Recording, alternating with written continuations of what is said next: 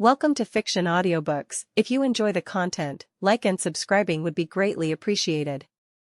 If you have any recommendations for novels, comment below.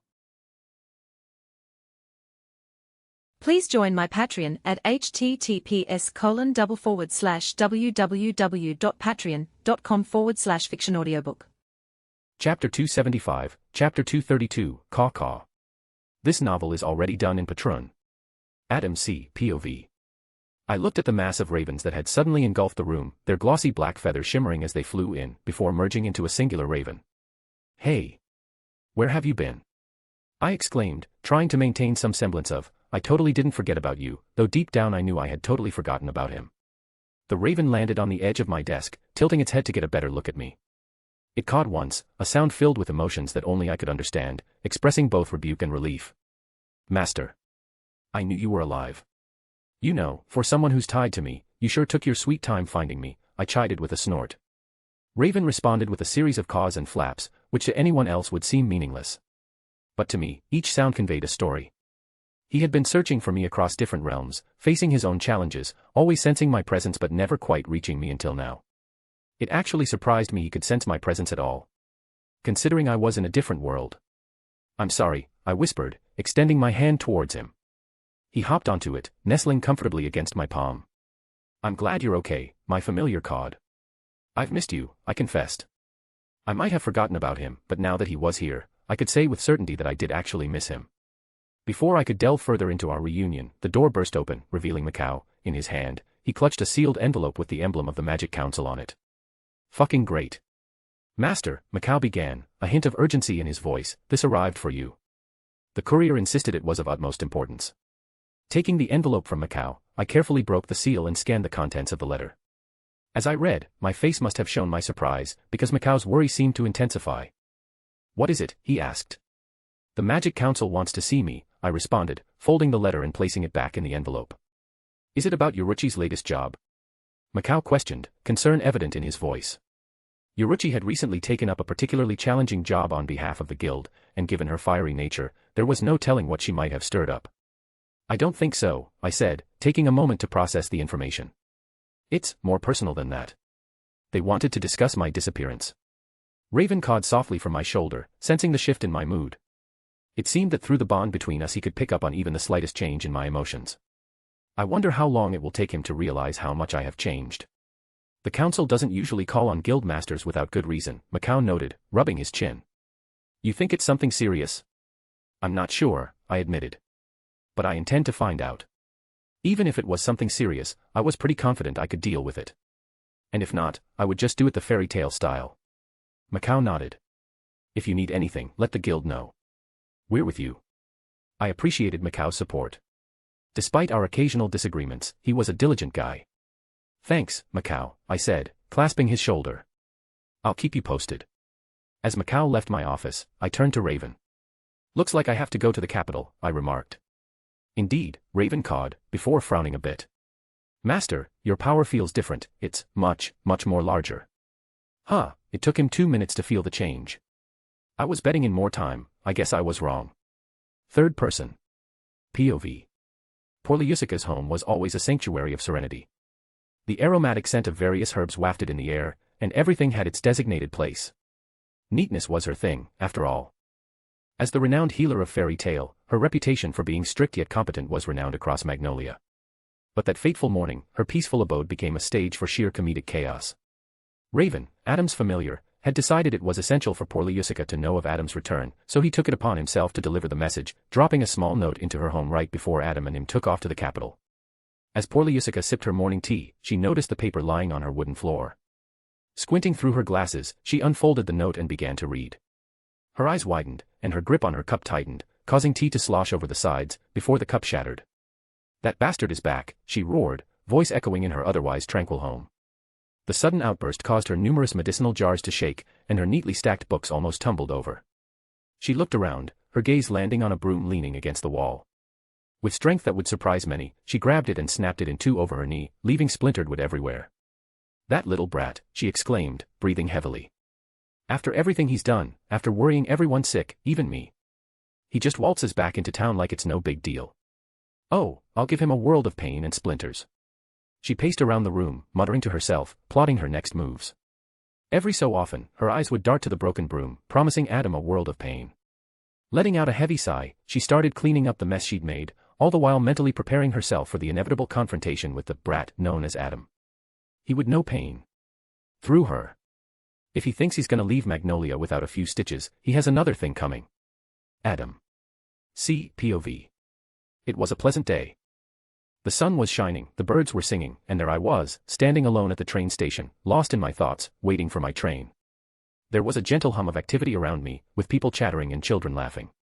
All in all, a calm, typical day in Magnolia. But then, out of nowhere, I felt it. A shiver ran down my spine, and I instinctively looked around, scanning the crowd. You know that feeling you get when you think someone is watching you? Multiply that by 10. It was as if a pair of invisible eyes were glaring at me with intense malice.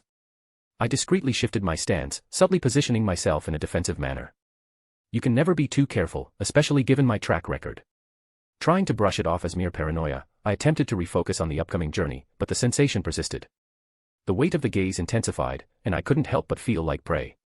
Okay, Adam, I muttered to myself, trying to lighten the mood. Maybe you've just been reading too many horror novels lately. Or perhaps it's just someone's grandma unhappy with you for not giving up your seat the last time. Suddenly, a gust of wind blew through the station, carrying with it the fragrant aroma of medicinal herbs. That very particular, very familiar scent. Oh no, I whispered, realization dawning. Poor Jessica. I could feel the tension in the air, as if the very atoms around me were anticipating what was to come. And then, like the climax in a dramatic film, she appeared.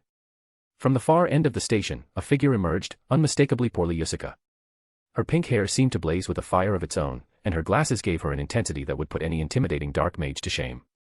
She walked with purpose, her boots clicking against the station floor, each step echoing louder and louder in my ears.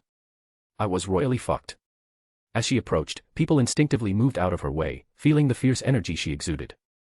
Parents pulled their children closer, and even a group of tough-looking guys with tattoos and piercings shuffled to the side, looking rather nervous. What have you done now, you brat? She bellowed when she was just a few feet away, her voice cutting through the ambient noise of the station. I returned. I answered, trying to play it off coolly. Missed me? She glared, pointing an accusatory finger at me. You disappear without a word, then waltz back like nothing happened, and you expect that shit to cut it. I shrugged, trying to muster up my most charming smile. I didn't have much time to think. You think a bird-delivered message after all these months makes up for it, she huffed, though the corner of her mouth twitched slightly, betraying her attempt at sternness. Wait. Raven betrayed me. I'm sorry, it wasn't my call, I replied, sighing. A tense moment passed before she finally broke into a reluctant smile. You're a pain, you know that. Guilty as charged, I admitted with a chuckle. With one last mock scolding look, she turned on her heel and began to walk away. But not before muttering just loud enough for me to hear, you owe me a new broom. I guess I owe her a new broom. Chapter 276, Chapter 233, Council Meeting. This novel is already done in Patreon. As I stepped through the imposing doors of the Magic Council, I yawned, already bored by whatever I was supposed to be dealing with. Perhaps it was, because despite not knowing why I had been summoned, I felt an odd sense of detachment. Once inside, I was led through pristine halls lined with portraits of past council members. It was like watching a museum of old arrogant people. I was ushered into a spacious chamber, the heart of the council. Seated at the head of a long table was a figure I recognized instantly, God Serena. Known for his theatrical flair and unshakable confidence, said to be the most powerful mage in Fiori. Funny enough, he wasn't even the third strongest. I was stronger than him. Then there was Urahara and Yuruchi, and let's not forget my familiar, who I am counting just for giggles.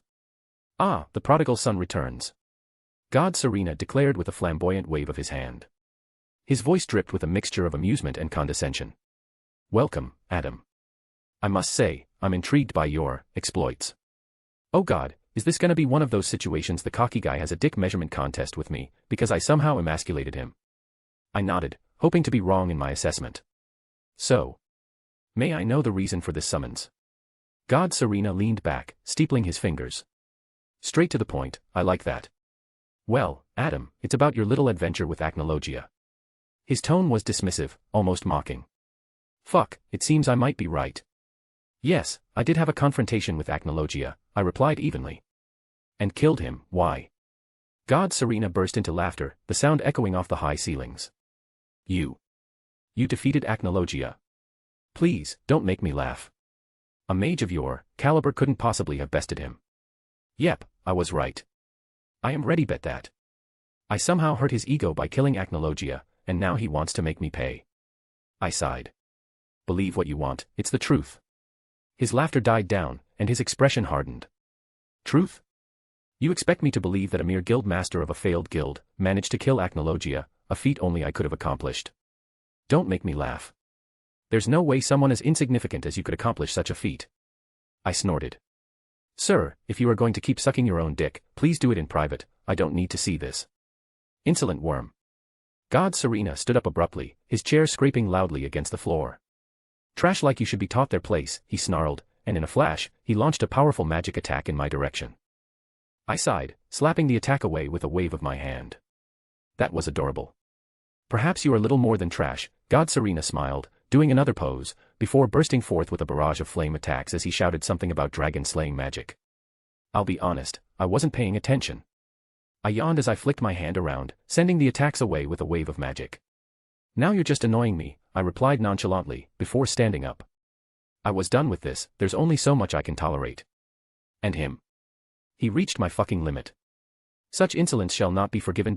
God Serena started, only to be interrupted.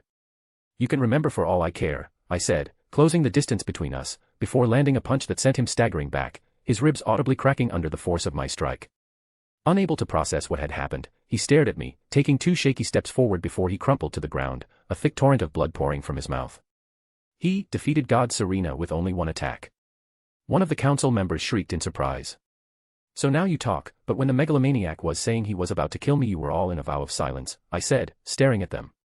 Either you guys wanted this ugly bastard to hurt me, or you had no balls to say anything because you were afraid of what he might do. You can't mean to blame us for what happened, one of the council members started. You're right on that, I chuckled. To blame you would mean I actually deem any of you competent in your jobs. And I don't. You're just a mere wizard saint, one of the lowest ranks at that. How could a bastard like you defeat God Serena? One of them snarled. You do realize the rankings mean nothing, right? I asked, tilting my head trying to see if they were serious, or if this was all just an elaborated prank. Sadly, it seemed they were all serious. Just in my guild, there's more than one individual capable of defeating Serena in a single attack, like I did. I see, one of the council members muttered. We honestly apologize for this, we didn't know what Serena wanted to do with you, we assumed it had to do with the events of Tenro Island, but we didn't know he wanted to fight you, and well, once we realized what he wanted to do, there was nothing we could have done. Oh, so like I said before, the reason you didn't say anything is because you're all too spineless to stand up to someone who claims to be a god, I replied, smiling at them. All good, just, don't call me unless there's an actual emergency. I have work to do, a guild to manage, and some friends to save. Having nothing more to say, I turned around and started to leave. Wondering if this little show of strength would get the council off my balls, or should I say the guild's balls, which as the current master are now my balls. I should stop using the ball metaphor, it's getting weird. Chapter 277, Chapter 234, Progress. This novel is already done in Patrun. Third person. POV. Adam C. Adam's boots crunched against the gravel as he approached the guild, his eyes brightening at the familiar sight of its sign, Fairy Tale. The weight of what had transpired in the capital still hung heavily on his shoulders. Not to say that he cared about it, but it still annoyed him. He had expected a simple meeting annoying with the council, but instead, he had come face to face with God Serena, the supposed strongest mage in all of Fiori, just to pick a fight with him. It annoyed him to no end that the council had tricked him into traveling just for that. A total waste of time in his opinion. Welcome back, Adam, Urahara greeted him, a subtle smile dancing on his lips as he leaned against the doorframe of the guild. I have to say, that was quite the performance you put on back at the capital. The guy didn't give me much of a choice, Adam snorted. On that note, I'm pretty sure the guy runs on unearned ego. Like most politicians. Regardless of how weak this guy is, or how big his ego is, you showed them who's boss, Urahara chuckled. The council won't soon forget the name of the mighty Adam. As they stepped into the dimly lit hallway, Adam's thoughts turned to his friends as per usual, and how could he not think of them? They were trapped in time by a spell meant to protect them, but without anything to protect against, the spell was just keeping them apart. As much as Adam didn't outright show it, anyone that knew him knew that he missed them with all his heart. He missed their laughter, their antics, everything. They had left a void in his heart that could only be filled by their return. Speaking of which, I deserve a raise, Urahara began, sensing Adam's shift in focus. I've got some good news for you. We, and by we, I mean, I made progress on breaking the spell holding your friends. I'm awesome, I know, feel free to adore me. Really? Adam asked, hope flaring like a brilliant flame within him. Indeed, Urahara confirmed with a short nod. It took some doing, but I managed to unravel a portion of the enchantment. It won't be long now before they're free. Thank you, Urahara. Adam smiled, hugging the hat-wearing bastard as he would usually call him. I don't know what I would do without you helping me with this. Hey, we're a fake family, Urahara replied, clapping Adam on the back. Remember your fake identity? No. It doesn't matter, as a fake family we look out for each other. Adam chuckled. So, tell me more about this development me. Of course, Urahara replied, leading Adam toward a quieter corner of the guild. After some reading/experimenting, I have discovered a hidden layer within the enchantment keeping the spell together. A sort of failsafe meant to confuse and deter those attempting to break it. It took some time, seeing the spell formula was quite complicated compared to most spells, but I believe, no, I'm certain that I found a way to bypass it. Is there anything I need to do? Adam asked, eager to contribute in any way possible. Not unless you suddenly became an expert in runic magic, or spell formulas for that matter, Urahara chuckled. In all honesty though, don't worry about helping. Besides, your strength might be needed when your friends are finally freed. I don't know what kind of condition they'll be in or what challenges may arise once the spell is broken. Adam sighed. As much as he longed to take an active role in rescuing his friends, he knew Urahara was right. He wasn't a scientist like him, or skilled in the magic schools required to help, so the best he could do was trust Urahara. All right, Adam nodded. Wonderful, Urahara replied. Now go get some rest. You've earned it after your harsh encounter with God Serena. Very funny, Adam rolled his eyes. Adam's mood lightened as he made his way through the familiar halls of the guild, the walls adorned with memories of countless adventures and victories, most of which Gramps had framed like a father would with his children's drawings. As he walked, he passed by various members of the guild, each busy with their own tasks or leisure. Some greeted him with a nod, others with a cheerful wave, and a few with a teasing remark about his recent scuffle with God Serena, saying no one would mess with them now. Adam responded with a mix of grunts and half-smiles, his mind still partly occupied with thoughts of his friends seeing that now, their return seemed more likely than ever. Eventually, he found himself at his usual spot, a quiet corner at the back of the guild where he could relax and gather his thoughts, and maybe drink a beer or two, if the mood was right. Taking a deep breath, he slumped down onto an old, yet surprisingly comfortable chair, letting out a sigh of relief as he closed his eyes. The faint hum of conversations, fights and laughter from the guild members in the back filled the air, a soothing backdrop to his troubled/hopeful state. After a few moments of loud silence as he would describe it, Urahara joined him, carrying 2 cups of steaming tea. Thought you might need this, he said, placing a cup on the small table next to Adam. And here I thought you wanted me to rest, Adam replied, opening his eyes to take the cup. He wasn't one for tea, but he had to admit. When his mind didn't want to shut up, the warmth of the tea was comforting. Urahara sat opposite him, sipping his own tea. You know, Adam, he began, his tone more serious now, I've been thinking about the spell that's holding your friends. There's something peculiar about its design, something that doesn't quite add up. Adam leaned forward, his interest piqued. What do you mean? Well, Urahara continued, in my time here, I have come to learn that most spells have a certain logic to them, a pattern that can be followed and eventually unraveled. But this one, it's different. It's as if it's constantly evolving, changing its structure to prevent anyone from breaking it. That sounds impossible, Adam said, frowning. In the realm of possibility, few things are truly impossible, Urahara replied with a wry smile. But it does make our task significantly more challenging. I'm starting to wonder if there's more to this spell than just keeping your friends trapped. It's almost as if it's guarding something, or someone. Adam's eyes narrowed in thought. A name popping in his head.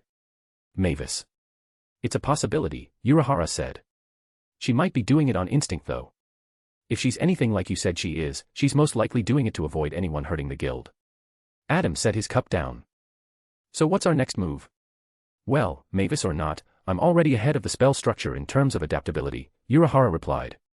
So even if the spell changes, I know we can handle it. Chapter 278, Chapter 235, A Mad Genius. This novel is already done in Patrun. Third person. POV. Kasuke Urahara. High above, the sun was beginning to set, casting a golden hue over the vast expanse of the calm ocean. In the midst of this scene, a lone figure stood on the deck of a small boat, bobbing gently on the waves. Kasuke Urahara, his hat casting a shadow over his thoughtful face as he gazed at the spot where Tenru Island should have been. When he had spoken with Adam the night before, he had purposely let out the fact he was going to try and free his friends the next day. Mostly because he wanted to surprise him, partly because he didn't want to give him any false hopes. Around him, the sea was calm, betraying no sign of the powerful magic that had sealed away an entire island and those who had been inside the spell radius at the time.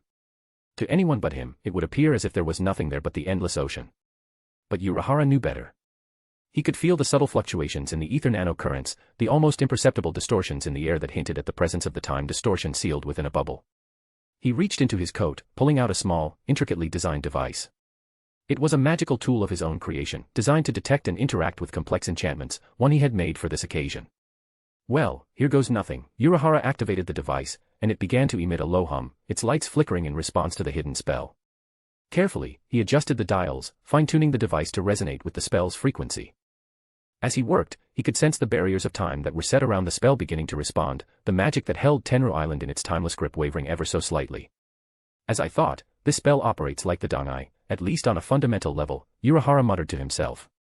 Which means, the key to unlocking the spell lies in understanding its rhythm, its changing pattern, and the amount of energy holding it together. He closed his eyes, focusing on the task at hand. Magic, much like spiritual power, wasn't something you could see, in the way others saw things. For this, the device he had created, served as an extension of his own senses, allowing him to perceive the layers of the spell in a way that no one else could. He could see without really seeing, the intricate web of magic that wove through time and space, a complex equation that deserved in his eyes praise on its own. That being said, beautiful or not, he would crack it down. Smiling, he began to manipulate the device, each adjustment bringing him closer to penetrating the spell's defenses. The air around him started to shimmer, a visible sign of the magical forces at play. Magic clashing against magic, creating in turn, natural phenomena. After what seemed like hours of tweaking, learning, and adapting to the spell's ever-changing formula, there was a sudden shift in the air, a feeling of something giving way. Urahara's eyes snapped open, and he looked up just in time to see the sea before him begin to ripple and churn. It seems I have outplayed you, Miss Mavis, Urahara smiled, wondering if the tiny guild master could even hear him from within the spell. Regardless of that, the spell was reacting, the invisible barrier that held Tenru Island beginning to falter under the pressure of his relentless probing. He watched, a mix of excitement and pride, as the water started to swirl, forming a vortex where the island should have been. As the vortex grew larger, the air filled with the sound of rushing water and the crackle of magical energy. Urahara stood his ground, his eyes fixed on the swirling waters, ready to intervene at any given moment. And then, with a final surge of power, the spell shattered, creating ripples in the water that expanded far beyond the eye before the waters calmed as suddenly as they had stirred, as what had been lost, returned. The spell had been broken, and the island, along with its inhabitants, had been returned to the world. The place is bigger than I imagined, Urahara said, watching the now returned Tenru Island. Grabbing his hat from the floor, which had probably dropped from his head during the entire ordeal, he let out a sigh of relief, a smile spreading across his face. He had done it. He had broken the spell and freed Adam's friends as he had promised. As Urahara adjusted his hat, basking in his genius, while surveying the large, verdant island that had just emerged from its magical prison, he heard a voice, soft yet clear, cutting through the sound of the gentle waves. He turned to see a figure materializing before him. Well, that was faster than I expected, Urahara said, mostly to himself. Thanks to the pictures he had seen, and the information Adam had given him, he knew without a doubt that the one before him was Mavis Vermilion, the first master of fairy tale, known for her immense intellect, earning her the moniker of the tactician.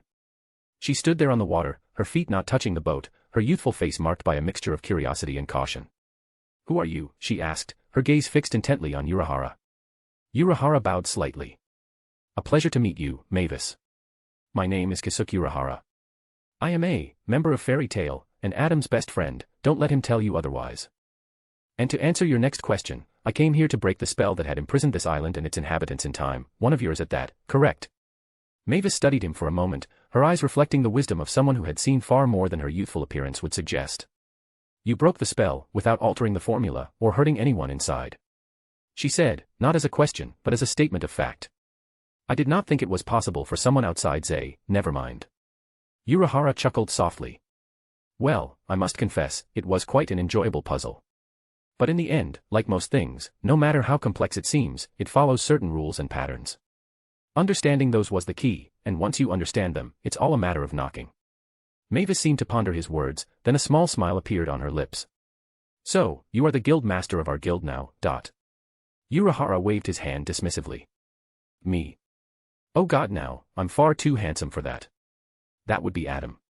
Mavis's smile widened slightly, before her eyes widened as much as they could. Adam. As in Adam Clive. Urahara blinked. Yes, did I forget to mention him earlier? He had not, but Mavis' reaction was making him think he didn't say the best friend thing he had been planning to annoy Adam. Did I mention we are BFFs? He's alive. Mavis choked, her eyes filling with tears. Urahara frowned in confusion. Of course, he is. Why wouldn't he? Right, I see it now. He had almost forgotten that when he met Adam the kid had been on the verge of true death. I understand your shock, but he's fine, so much so, he's the new guild master. Mavis let out a shaky breath, wiping away the tears from her eyes. I'm sorry, it's just, the last time I saw him, well, I thought he was gone forever. Urahara's expression softened. I understand. But he's here now, and he's doing great. And how could he not? We are BFFs. Mavis smiled, a small frown dawning on her face as she glared at Urahara. You must be confused, perhaps it's too much sun, but the thing is. Adam is my best friend. Urahara raised an eyebrow, a playful grin spreading across his face. To think he would be able to annoy two people with this bit, coming to this world was a gift that just kept on giving. Is that so? Well, I suppose there's nothing wrong with having more than one best friend, is there? He teased. Although, I must warn you, I am quite the charming fellow. Any friend of mine is sure to be the luckiest person in the world. Chapter 279, Chapter 236, Finally Whole. This novel is already done in Patrun. Adam. See, POV. They were back. Kasuk had done it. That insufferable hat-wearing bastard had actually managed to deliver. They were back home. The reunion, as expected, was more than just emotional. It was hard, in a good way, of course. They thought I had died, they saw me die, so, who would have blamed them for thinking I had actually kicked the bucket? Their shock was such, I had even humored the thought of telling them half-lies to ease them into what had happened, but decided against it. Telling them the entire truth. That I had died, just as they had seen me, but that I had been lucky enough to drop dead at the feet of a certain hat-wearing bastard. Most of them didn't question the sheer unbelievability of my tale, but some had questions, Mavis especially, but, that was to be expected, that little devil was at least 90% thirst for knowledge. Obviously I obliged to her questioning. I had missed her, more than most. She was my best friend, my confidant, heck, she was even my therapist at times. Not to say I didn't miss the others. I did. Urza, Natsu, Gray, Gramps, Gildarts and my little sister, Kana. I missed them more than words could describe. Especially Kana and Gildarts. I know what many might be thinking now. What about Urza? Well, my feelings about her right now were complicated. Aizen's Bankai had made me see a world where I had everything I had ever wanted. Urza being part of that. I had a family with her, a life, and it all felt real. I loved her, I love her. But, the fear of, all of that, being just a byproduct of Aizen's power, terrified me. What if I only loved her because the idea had been implanted in my head? Or, what if I was chasing a literal illusion, something that was never there to begin with? It was these thoughts that haunted me, gnawing at the corners of my mind like a persistent shadow. Every time I caught Urza's gaze, I felt a surge of emotions, a cocktail of love, longing, and a deep-seated fear. It was as if I was standing at the edge of a cliff, and every step towards her could either lead to a fall or a flight. The others noticed, of course. I had never been a subtle person, or so I'm told. Natsu, with his blunt but caring nature, would try to fight me to take my mind off whatever was bothering me. Gray, ever the naked observer, gave me knowing looks, but respected my silence. And Urza, she seemed to be in her own world of turmoil, her eyes often reflecting a storm of emotions similar to mine, which only brought more questions to my already troubled head than answers. Gildarts and Kana, they were different. Being with them felt like a balm to my chaotic thoughts, at least at times. Gildarts, with his laid-back demeanor and wise words, often brought me back from the brink of overthinking. And Kana, well, my little sister, her unwavering support and her ability to make me laugh even in the darkest of times was a treasure I didn't realize I had missed so much. It was during one of our late-night talks, under the starlit sky, that Gildart said something that struck a chord with me in more ways than one. You know, brat, sometimes the heart knows things that the mind cannot understand. Don't try to rationalize everything. Feel it, let it guide you. His words echoed in my mind as I lay in my bed that night, staring at the ceiling. Was I overanalyzing my feelings for Urza? Was my fear of Aizen's Bankai manipulating my emotions, or was it just amplifying what was already there? Things were simple when all I had to worry about was who was coming to kill me next. Urza Scarlet. POV. The memory of that day still haunted me. The day I saw Adam die. It was etched into my mind, an unyielding, relentless echo of despair. The sight of him falling, lifeless, was something I couldn't shake off, no matter how hard I tried. And then, the abrupt sealing in fairy sphere by the first master, in a desperate attempt to save him. It all felt surreal, like a nightmare I couldn't wake up from. Now, we were back, and he was back, as if by some miraculous twist of fate. But the relief of seeing him alive was intertwined with a complex mix of emotions that I couldn't easily unravel. There was joy, certainly, but it was shadowed by the lingering pain of having witnessed his death.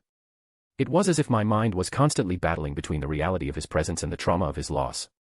Adam had changed, there was no denying that. His experiences in that other world, his battles, the people he met, they had shaped him into someone familiar yet distinctly different. It was Adam, but an Adam who had walked paths I could hardly fathom. He was stronger. Out of our reach, like a peerless warrior. My feelings for him were complicated. Seeing him die had shattered something inside me, and his sudden return had not fixed those broken pieces. Instead, it created new, confusing emotions that I struggled to comprehend. Though, according to Feelings for Dummies, it was love. In my life, I faced countless enemies, fought battles that seemed impossible, but nothing prepared me for this internal struggle, this fight of the feelings. Love is a concept I know of, but have never truly understood, at least love, because friendly love, I understand. Anyways, I've always seen myself as a warrior, strong and unyielding, not someone who grapples with matters of the heart. Seeing Adam now, hearing his voice, watching him laugh and interact with everyone, it's overwhelming. There's a part of me that wanted to reach out, to understand what this connection means, but there's also a fear. A fear of the unknown, of these emotions that seem to have a life of their own. And then there's the guilt. Guilt for not being able to save him, for watching him die, for being weak, like always. It's a weight that presses down on me, mixing with the new, unfamiliar feelings that bubble to the surface when he's near. I've always been the one to face my fears head-on, to not shy away from a challenge. But this is different. It's not a physical enemy I can defeat with my sword. It's something inside me, something that requires a different kind of strength. Maybe I should ask Lucy. I muttered, dropping into my bed. Chapter 280, Chapter 237, You Will Say Yes. This novel is already done in Patreon. Adam C. POV. The quiet rustle of papers fills my office, quite the contrast to the usual atmosphere in the guild hall. I'm hunched over my desk, in the guild's master sorting through a pile of paperwork that seems never-ending, especially now that everyone is back. I have to admit, to this day, this is a task I never thought I'd be doing. But life, as I've come to learn, is full of surprises. How can 60% of all this paperwork already be because of Natsu? I muttered in sheer bewilderment. It had been a month since their return, this made no sense, logistically speaking. As I continue working on the paperwork, the door creaks open, and I don't need to look up to know who it is. You seem to be getting along well with that paperwork, Makarov's voice, laced with amusement, floats through the room. I can't help but sigh, setting down my pen. I hate being buried under paperwork, I say, leaning back in my chair. Are you sure you don't want the position back? Hell no. Makarov chuckled. Find your own fool to take this position, like I found you. Besides, it's not that bad, the bad part is dealing with Natsu, but the paperwork it's part of the job. You're doing great, brat.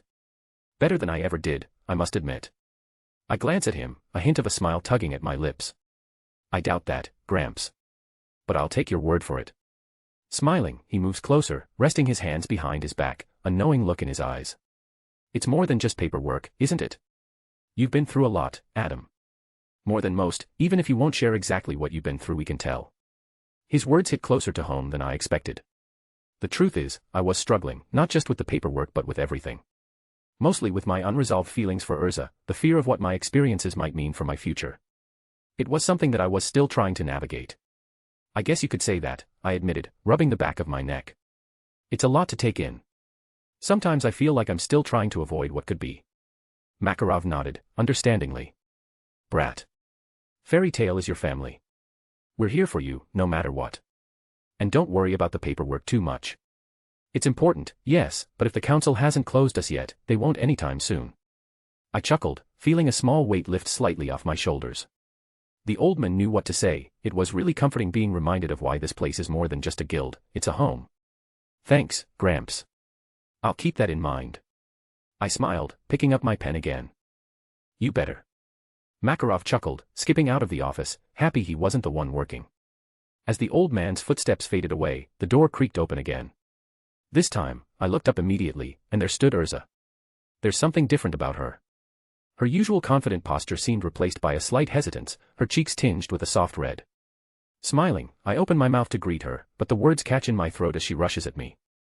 Her sword pointed in my direction, right at my throat. It's not in a threatening way, but it's Urza, and her relationship with her weapons is always complex. Urza, is everything okay? I asked. This was certainly new, even for her. Nodding, she takes a deep breath, and I notice as she does so that her hands are shaking, the blade trembling along with them. Adam. I have something to ask you, she stammered, struggling with her words, which again was so unlike her. I blinked. And, that would be. I honestly had no idea where this was going. After my words, there's a moment of silence, a tension that filled the space between us. Eventually, however, she seemed to snap out of the trance, her cheeks grow even redder, if that was possible. It's just. I wanted to ask you. No, I wanted to demand a date. I freeze. A dial-like tone in my head. Pick me up at 8. Urza added in a shout that sounded more like a battle cry, and before I could even muster a response, she turned on her heel, and in true Gildarts fashion, instead of using the door, she crashed right through the office wall, leaving behind a trail of dust and debris as she disappeared out of sight. Meanwhile, I was left there, gaping at the newly created Urza-shaped hole in the wall, my brain struggling to catch up with the events. A date. With Urza. And she asked me, no, demanded it, with a sword to my throat. It's so absurd, so utterly Urza, that I can't help but start laughing. It's a laugh filled with disbelief, relief, and a strange sense of excitement. After a few moments, I managed to compose myself, standing up from my desk and walking over to the gaping hole in the wall. I peek through it, half expecting to see Urza still standing there, but she's long gone, probably as red-faced and flustered as she was a moment ago. Well, that just happened, I murmured to myself, shaking my head in disbelief. I guess this answers whether or not she has feelings for me. Sighing, I glanced at the clock. It's already late afternoon. That meant I had a few hours to get ready for whatever this evening had in store. Knowing Urza, it could be anything from a quiet dinner to battling monsters on a whim. Then again, I better plan in case she has no plan. I took one last look at the hole in the wall, a reminder of Urza's unique approach to, well, everything. With a small smile, I head out of my office, feeling better than I did a few moments ago. Pick her up at 8, she said. A simple enough request. I wonder why I find it so alluring the fact she demanded a date. I better leave that for my therapist. Chapter 281, Chapter 238, insert romantic title. This novel is already done in Patrun. Adam C. POV. The evening air was crisp, the last rays of the sun were casting a warm glow over Magnolia as I made my way to Urza's place. My mind was a chaotic mess of anticipation and nervousness. I'd faced down countless dangers, but this, going on a date with Urza, felt like stepping into an entirely new kind of battlefield. It might be because I truly liked her that I was this nervous. I reached her place and knocked on the door. It swung open, and there she was, Urza, looking different. She wasn't in her armor, but in a simple dress, her hair falling softly around her shoulders. She was beautiful, and for a moment, I was speechless. "Hey Adam, why you're on time," she said, a hint of surprise in her voice. "Why yeah, I wouldn't want to be late," I managed, offering her a small smile. We set off, walking side by side, our footsteps in sync. And as expected, she had no plan, but I had one. My plan was simple, dinner at a small, cozy restaurant in town. As we walked, I noticed a flicker of movement in the corner of my eye.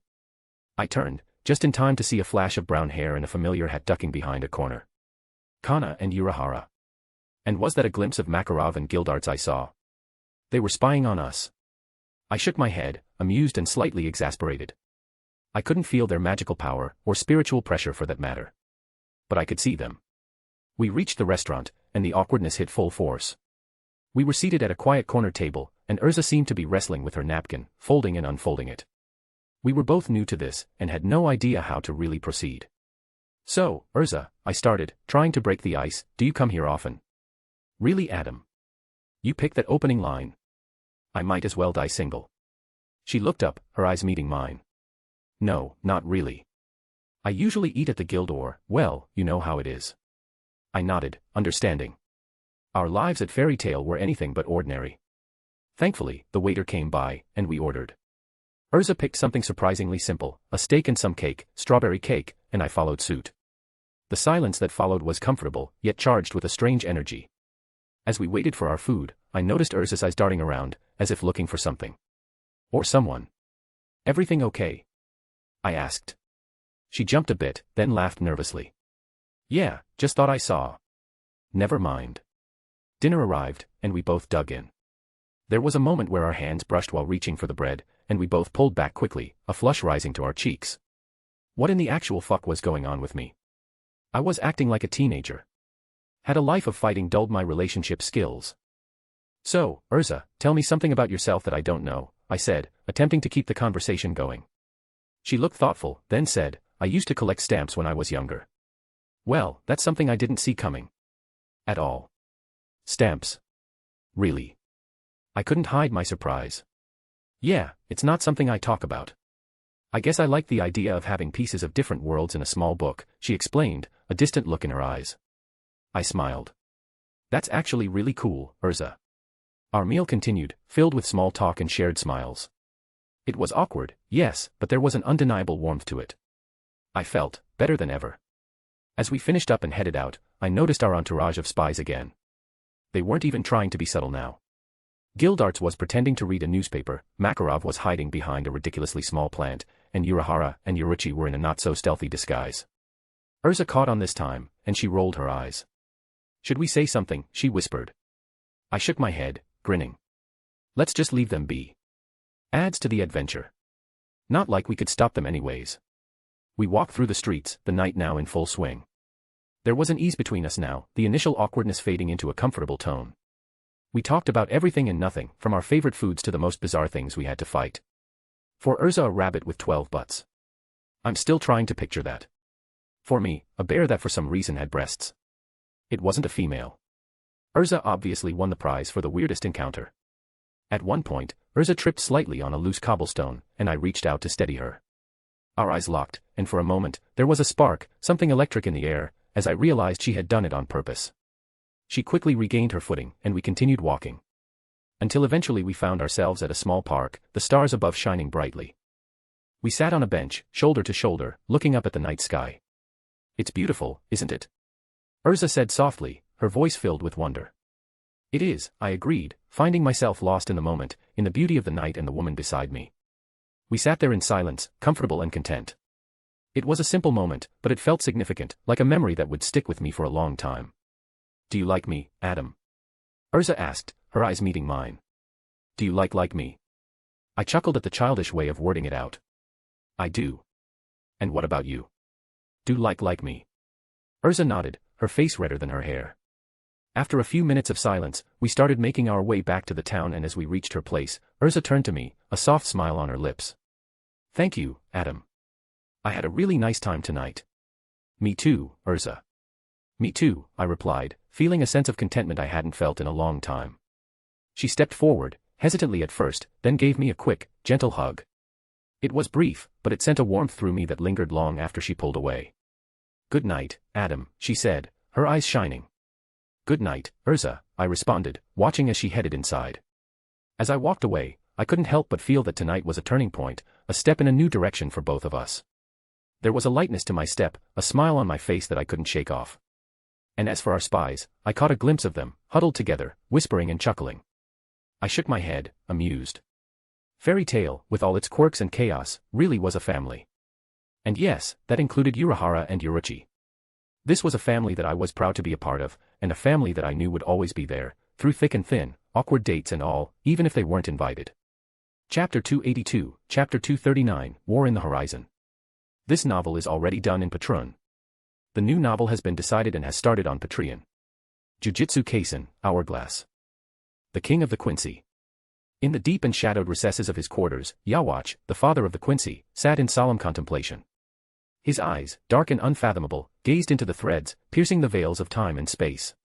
A year, a mere flicker in the vast expanse of eternity, yet it held the weight of centuries. A year until he would unleash his grand design upon the Soul Society, a plan meticulously crafted, woven into the fabric of destiny. His thoughts drifted, like dark clouds across a stormy sky, to his long-lost brother, Adam.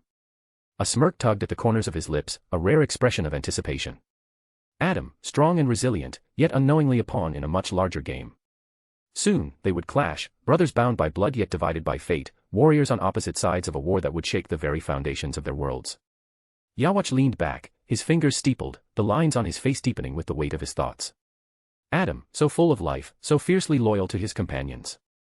He would be a formidable opponent, a worthy adversary. The thought of their impending confrontation sent a thrill through Yawach's veins, a feeling he had not experienced in centuries. In the stillness of his chamber, Yawach's mind wandered through the labyrinth of possibilities, each pathway branching into countless others, a complex web of choices and consequences. His power, the Almighty, allowed him to see the myriad futures, yet even he could not predict with certainty the outcome of their impending clash. This uncertainty, this challenge, was exhilarating. Adam, his lost brother, had always been a wild card, unpredictable and untamed. Yawach's thoughts turned to the Soul Society, that rigid, complacent realm, so assured in its power, so blind to the storm that was brewing on the horizon. He envisioned the chaos, the destruction, the sweet song of their despair that would unfold as he unleashed his might upon them. The Soul Society would crumble, its foundations shattered by his wrath. But it was not just destruction that Yawach sought. It was a new order, a new world born from the ashes of the old. He envisioned a world where death didn't exist, where the flawed laws of the Soul Society were no more, replaced by his unyielding will. And Adam, his brother, would be there, a pivotal figure in the grand tapestry of this war. He would be his greatest obstacle. Yawach's eyes narrowed, his gaze turning inward. The future was fluid, ever-changing, and even with his powers, he could not control every variable. Soon. Urza Scarlet. POV. The morning after my date with Adam, I entered the guild hall, steeling myself for the inevitable teasing that awaits me. The memory of last night's date still lingers in my mind, bringing a slight flush to my cheeks. My first date. My first of many, I hoped. As I stepped through the doors, I was immediately greeted by the familiar loudness of fairy tale. Laughter, chatter, and the clinking of glasses filled the air. They weren't fighting, so that was good. Otherwise I would have had to fight them to show them that fighting between them is wrong. By my sword, they would learn. I barely make it a few steps before I hear the first snicker. Look who it is, the Queen of Dates. Happy called out, a wide grin on his face. Beside him, Natsu chuckled, pointing at me. I rolled my eyes, trying to maintain my usual composed demeanor. I have no idea what you're talking about, I replied, heading towards the bar. Now behave, before I'm forced to punch you too. But, of course, the teasing doesn't stop there, even after my kind warning of instructive violence. Kana, lounging nearby with a mischievous glint in her eye, chimes in. I told you my advice would work, I know my big brother. My face heats up at her words, and I shoot her a glare. Shut it. Kana at this, simply grinned. You really live up to your last name, huh? I opened my mouth to protest, but she's already on a roll. And let's not forget the way you two were looking at each other. If looks could speak, they'd be reciting love poems. The guild erupted in laughter, and I felt my resolve weakening. It's one thing to face down a fearsome enemy in battle, but this playful ribbing for my friends, is a different kind of challenge altogether. Could I truly face this with my sword? Mira chuckled. All right, everyone, give Urza some space. It's not every day our fierce warrior goes on a date. I give her a grateful look, but it's short-lived. Levi, with a book in hand, joins the fray. You know, according to this romance novel I'm reading, stargazing is a classic romantic gesture. It symbolizes looking into the future together. I groaned inwardly. My blush increasing. Please stop. Alas, they paid my words no heed, their teasing relentless. Even Laxus, who usually doesn't join in any conversation, joined in with a smirk. So when can we expect the little ones? The little ones. Carla and Wendy. They did say they would come in late today. Around 12. Laxus sighed. It's no fun teasing someone when they are this clueless, that's it, I'm out. Just then, before I could question what he meant, Gildart sauntered over, a knowing smile on his face. Urza, my dear, there's no need to be embarrassed. It's good to see you happy, and with my awesome son. Even better. Know that he gets his looks from me. But they weren't genetically related. Closing my eyes, I take a deep breath, deciding to face the teasing head-on, like the warrior I am. This would not be my outdoing, I was Fairy Tale's Titania, and I would prevail. All right, you've all had your fun. Yes, I went on a date with Adam. Yes, it was nice. But that's all there is to it, whoever dares to defy this, will have to face me in combat. The guild members exchanged looks, their smiles wide. I can tell they're happy for me, in their own fairy tale way. As the morning wore on, the teasing slowly subsided, and the guild returned to its usual business, fighting each other. I moved to the guild job post, looking for a job. Something simple. As I did so I caught a glimpse of Adam. We exchanged small smiles, a small acknowledgement of last night's date, that we both had a great time. It's a new dynamic for us, uncharted territory, a new battle to face, but somehow, it feels right. I'm glad I listened to Kana and her advice of demanding the date, and Lucy's advice to pretend I was falling. They were both very good advice, I shall demand their help more. Chapter 283, Chapter 240, Teasings and Warnings. This novel is already done in Patreon. The new novel has been decided and has started on Patreon. Jujutsu Kaisen, Hourglass. Adam C. POV. My day began like any other, in the guild's office. Seated at my desk, I was surrounded by papers, each document a reminder of the responsibilities now resting on my shoulders, a reminder of how boring being a guild master was. The comforting sound of someone punching someone else outside served as a backdrop while I worked through the pile of paperwork, signing and stamping documents to avoid dealing with the council. As I worked, the door creaked open, and I glanced up to see Urahara Moon walking in, his usual hat atop his head, a mischievous glint in his eyes. "Working hard or hardly working, Adam," he quipped, closing the door behind him. I rolled my eyes. "A bit of both, Kisuke. What brings you here?" He leaned against the doorframe, folding his arms. "Just wanted to see how you're holding up after your big date with Urza. The talk of the guild, I hear." I felt a warmth creep into my cheeks. "Yeah, well, you know how it is here. Nothing stays secret for long." Urahara's expression shifted, turning more serious. "Gossip out of the way, there's something I wanted to talk to you about. Have you noticed anything different about your friends lately?" I paused, a frown creasing my forehead. "Different how?" He stepped closer, lowering his voice. "I suppose it was to be expected, feeling something so beneath your own league requires a mastery that is far beyond you. I'll get to the point, Adam, their energy, it shows a change. It seems their exposure to you during the years has left some marks, and is now altering their souls." A chill ran down my spine. Alter their souls? How is that even possible? Urahara's eyes met mine, steady and knowing. "There is a reason why captains never visit the human world, because when they do, things like this happen." I leaned back in my chair, trying to process his words. Humans getting spiritual power wasn't always bad, it really depended on how much power they acquired. A little usually just meant spiritual awareness, like being able to see ghosts and such. The problem lied when too much power awakened within them. And based on Urahara's tone, that seemed to be the case. "What can we do?" I asked. Urahara pushed his hat back slightly, a thoughtful expression on his face. "Well, first, if we want to avoid soul suicide, they need to be aware of their spiritual pressure, in order to control it. And you, my dear friend, you need to share more of your power with them. That way we could force a soul stabilization, balance the scales so to speak." So, giving them more of what brought the problem was a solution. How did that make any sense? I voiced my confusion, but wouldn't giving them more power only make the problem worse? Urahara nodded sagely. "Under normal circumstances, yes. But in this case, their souls are already in a state of flux. By sharing your power with them, as the source of their problem, you can help guide and stabilize their spiritual energy. It's like adding fuel to a fire that is already burning out of control in order to let it burn in a controlled way. The key is balance." His explanation made sense, but I couldn't shake off the lingering doubt. "Are you sure about this? I mean, I don't want to unintentionally harm them further." Urahara's gaze softened, his eyes filled with unwavering confidence. "Adam, I understand your concerns. But we don't have much time. Their souls are already teetering on the edge of instability. If we don't act now, the consequences could be catastrophic." I frowned, then glared at him. "And you noticed this now? Kisuke, I know you, and because I know you would have noticed something like this far earlier." Urahara sighed, his shoulders slumping slightly. "You're right, Adam. I should have noticed sooner. But the truth is, this world is quite a conundrum when it comes to energy itself.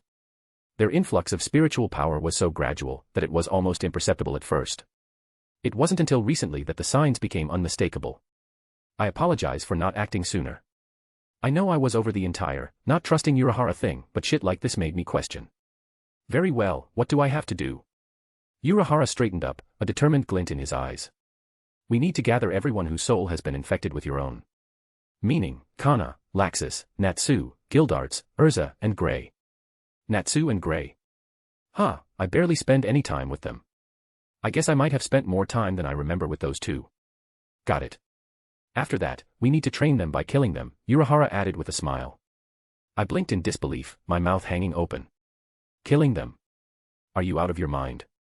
I exclaimed, a mix of horror and disbelief washing over me. Urahara raised his hand to pacify my growing agitation. "Adam, please, hear me out. It's not what it sounds like. I mean, sure, we have to kill them, but not kill them, more like kind of kill them. We need to bring their souls out of their bodies, teach them the basics, and shove their souls back, and worry not, I will let you shove Urza's soul." I stared at Urahara, my thoughts racing and my mind struggling to comprehend his words. You want to kill them, but not really kill them. How does that even work? You know what, I'm far too dumb to try and understand your chaotic mind, so I'll just roll with it. Urahara chuckled, seemingly relieved by my response. Adam, you always know how to keep things interesting.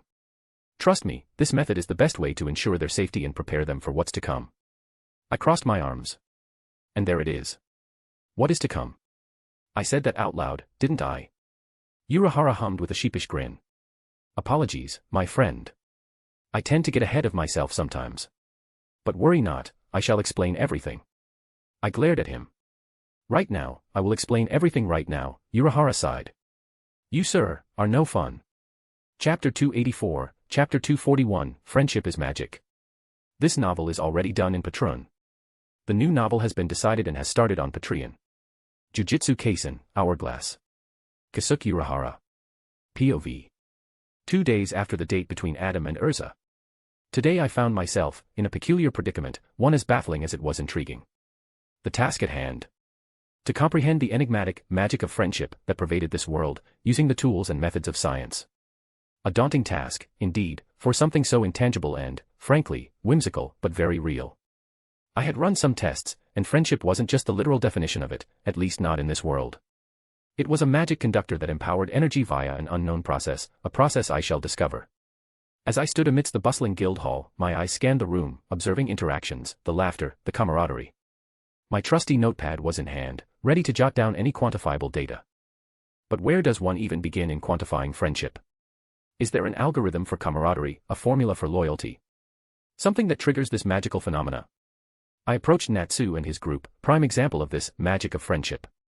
At least according to Adam. Taking a deep breath, I cleared my throat. Natsu, may I inquire about the specific dynamics of your bond with your comrades?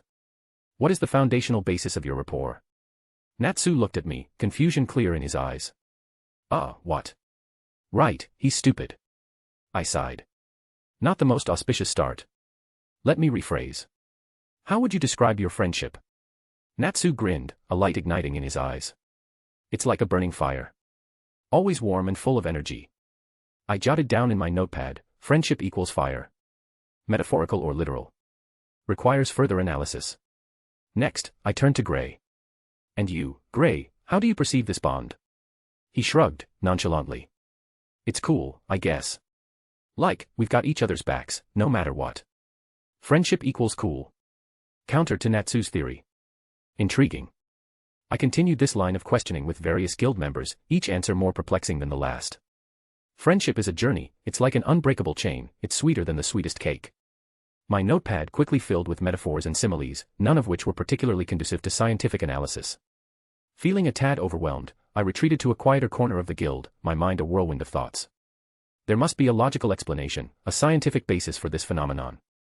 Yet, the answers eluded me, slipping through my fingers like grains of sand.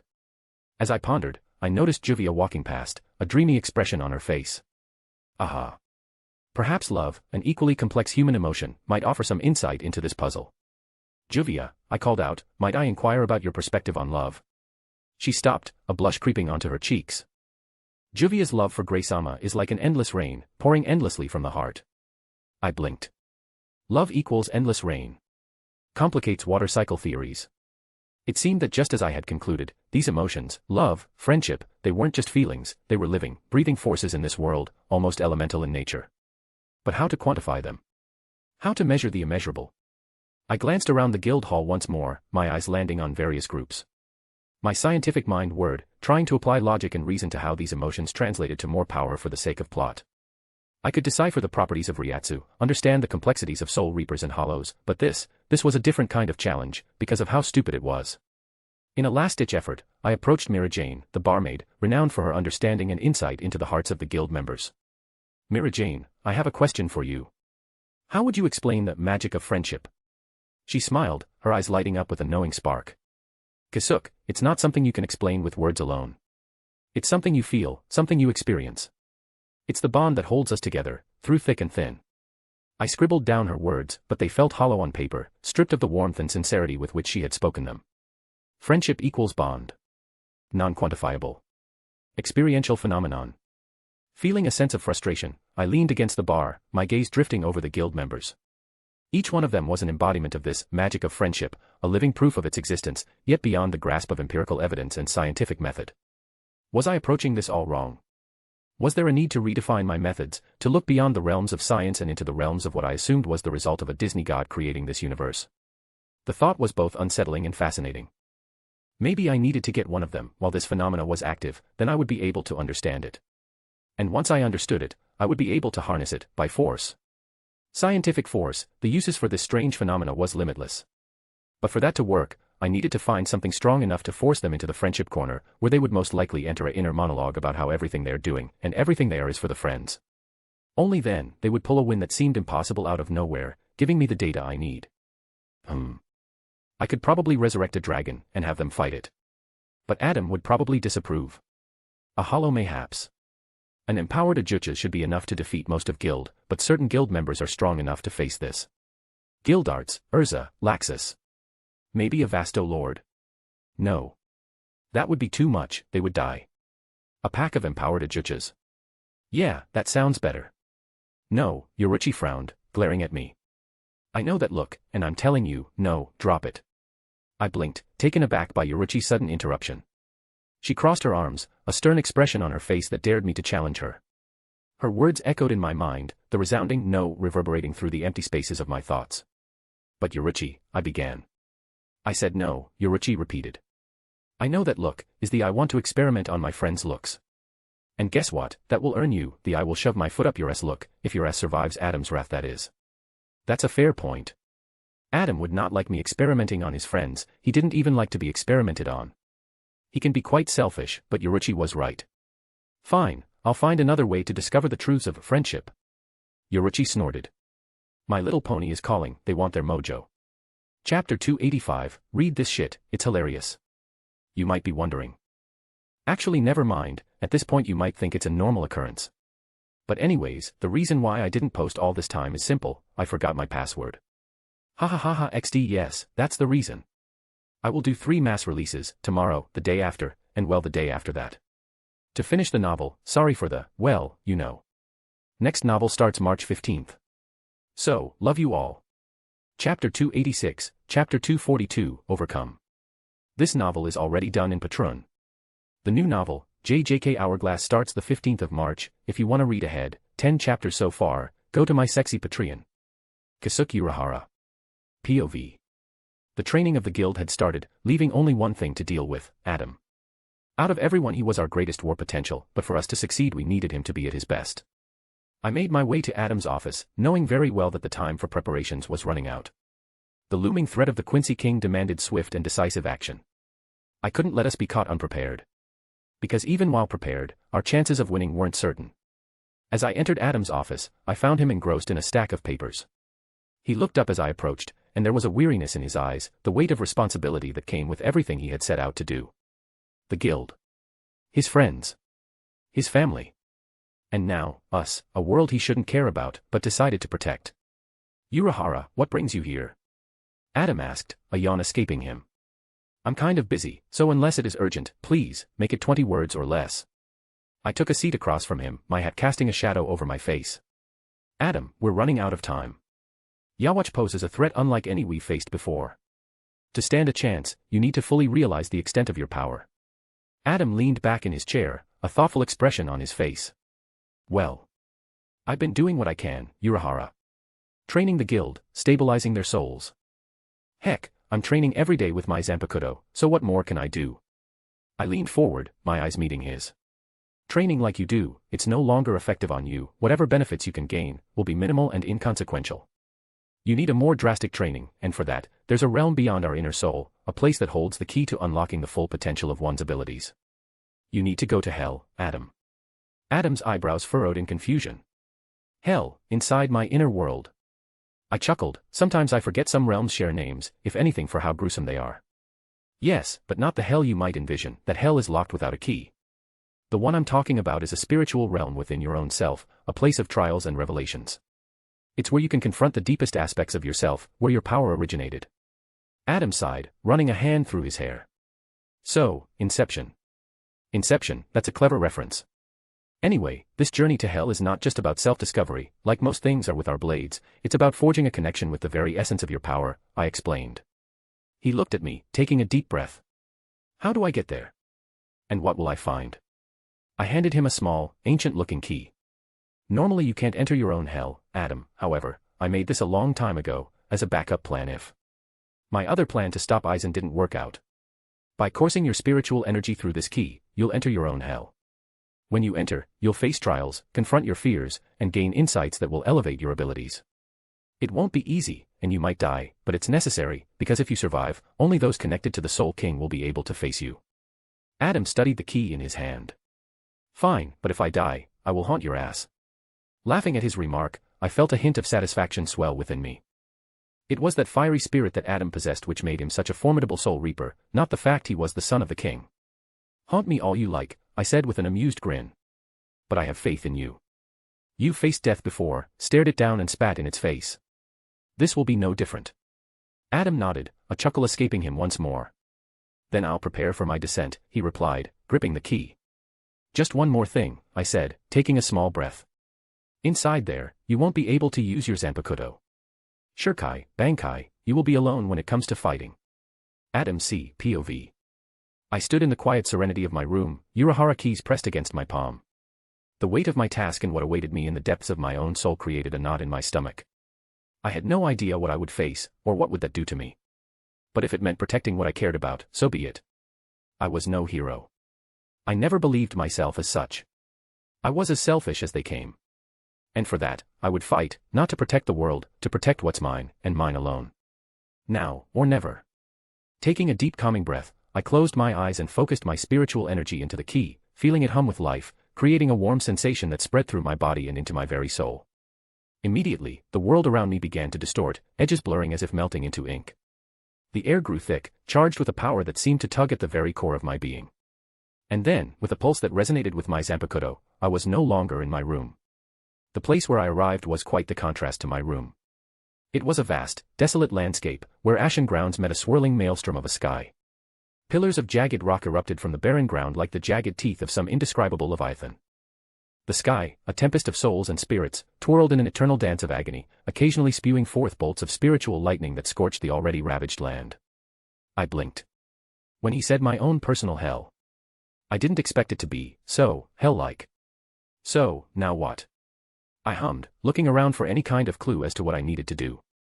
I mean, outside total devastation, some rocks, and the occasional lightning, there was nothing. I couldn't feel any presence other than Zanryuzuki, which made sense seeing I was inside my own soul, so I honestly had no idea what to do.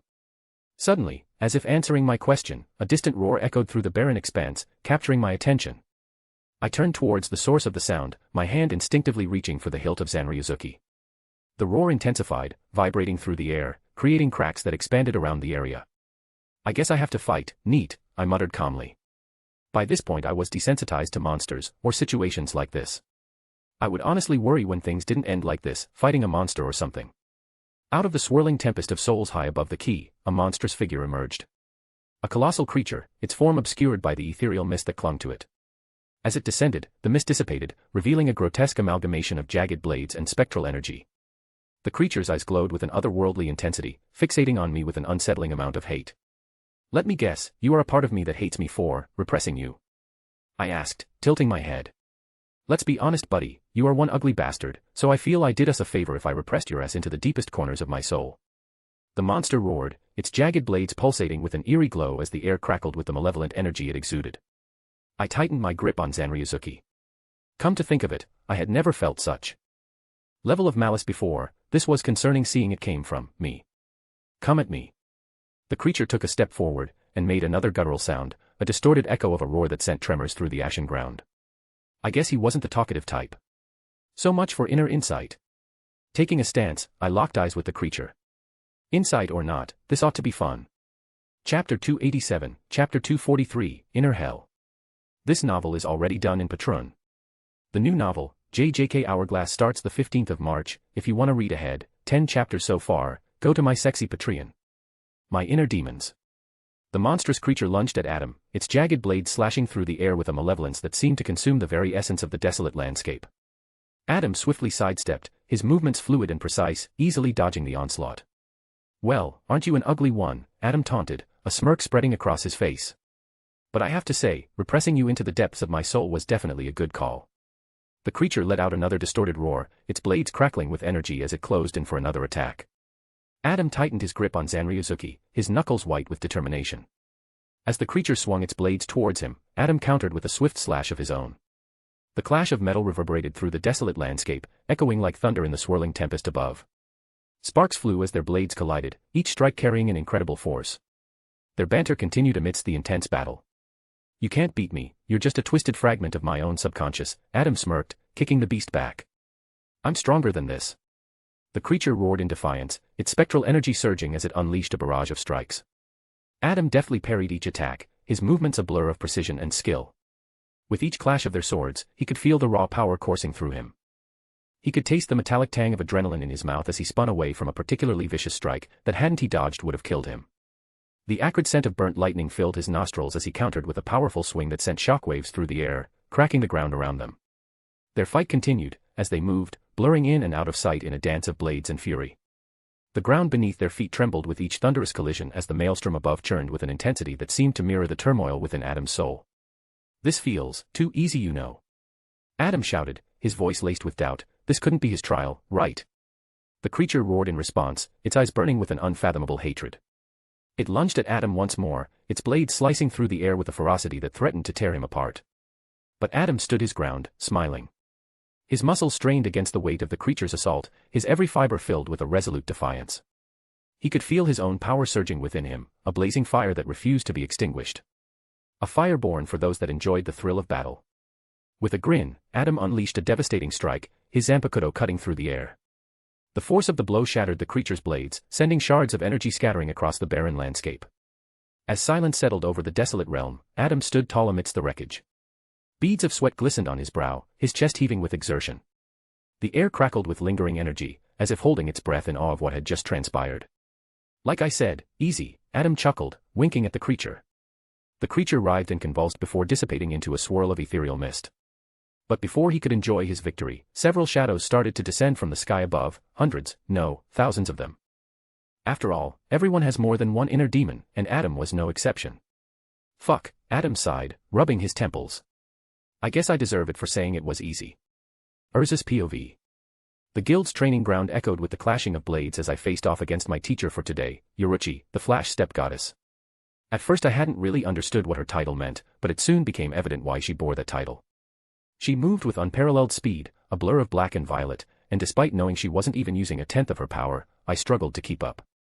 And like always, despite my best efforts, a single strike from Yoruchi left me disarmed and defeated, feeling utterly weak. Yoruchi halted her movements, her expression as always, overly cocky. "You're improving, Urza, but you still have a long way to go." I caught my breath, acknowledging the vast difference in our abilities. "Thank you for the training, Yoruchi. Your speed is, as your epithet suggests, incredible." Yoruchi nodded, a flicker of satisfaction in her eyes. "Indeed. Speed is crucial, especially when facing stronger opponents. But there's more to fighting than just being fast." As we stood there, catching our breath, catching my breath, and Yoruchi simply smiling, her gaze turned probing. "Urza, there's something I need to ask you." I raised an eyebrow, curious about the sudden change in tone. "Ask away." Yoruchi hesitated for a moment before diving into a question that caught me off guard. "Do you love Adam?" Could this be a love rival? I didn't want to believe Juvia, but perhaps she was right. I mean, she had more experience in the matter, seeing she had been dating Gray for over a year, despite Gray not knowing about it. The question hung in the air, and without a moment's hesitation, I replied, "Yes, I do. I love him with all my heart." Yoruchi observed me carefully, as if gauging the sincerity of my response. "Love is a powerful emotion, but have you considered the implications of loving a Shinigami? Do you understand the nature of our existence?" I furrowed my brow, unsure of where Yoruchi was leading the conversation. "What do you mean?" Yoruchi's eyes bore into mine. "Shinigami have extraordinarily long lives, Urza. The stronger a Shinigami is, the longer they live. Adam's lifespan is beyond what you can fathom. Have you thought about what that means for your relationship with him?" The weight of Yoruchi's words settled over me. I hadn't truly considered the longevity of a Shinigami's life. I haven't thought about it in those terms. Adam and I, we faced challenges together, and I want to be with him. But, I will die, eventually, leaving him alone. Yoruichi nodded knowingly. Yeah, you will. A Shinigami's life spans centuries, and even millennia. It's a reality that often leads to heartbreak for the mortals who love them. Have you prepared yourself for the possibility of seeing Adam live through ages while you age as a mortal? The gravity of Yoruichi's question sank in, and a wave of uncertainty washed over me. Love had always been a driving force in my life, love for my guild, for my friends, for my convictions, for Adam. I love him, Yoruichi, and it might be selfish to say it, but as long as I live, I want to be by his side, I admitted. Yoruichi's smile deepened, a glint of satisfaction in her eyes. That's good to hear, because if your love for Adam is as unwavering as you make it sound, there is a way for you two to be together beyond the limits of a human life. There was a way for us not to suffer. What do you mean, Yoruichi? I had to know, if there was a way to spare Adam of the suffering of watching me die, I would take it. Yoruichi replied. To bridge the gap between a mortal and a Shinigami, you must abandon your humanity and become a Shinigami yourself. Because only as a Shinigami, you will belong at his side. 2. Become a Shinigami? I never thought such a thing would be possible. How would I do such a thing? I asked, looking at her. Yoruichi's expression softened as she explained, becoming a Shinigami involves a transformative process that aligns your soul with the spiritual realm. It grants you the longevity and abilities of a Shinigami, allowing you to share an existence with Adam that transcends the normal boundaries of time. However, this choice is irreversible.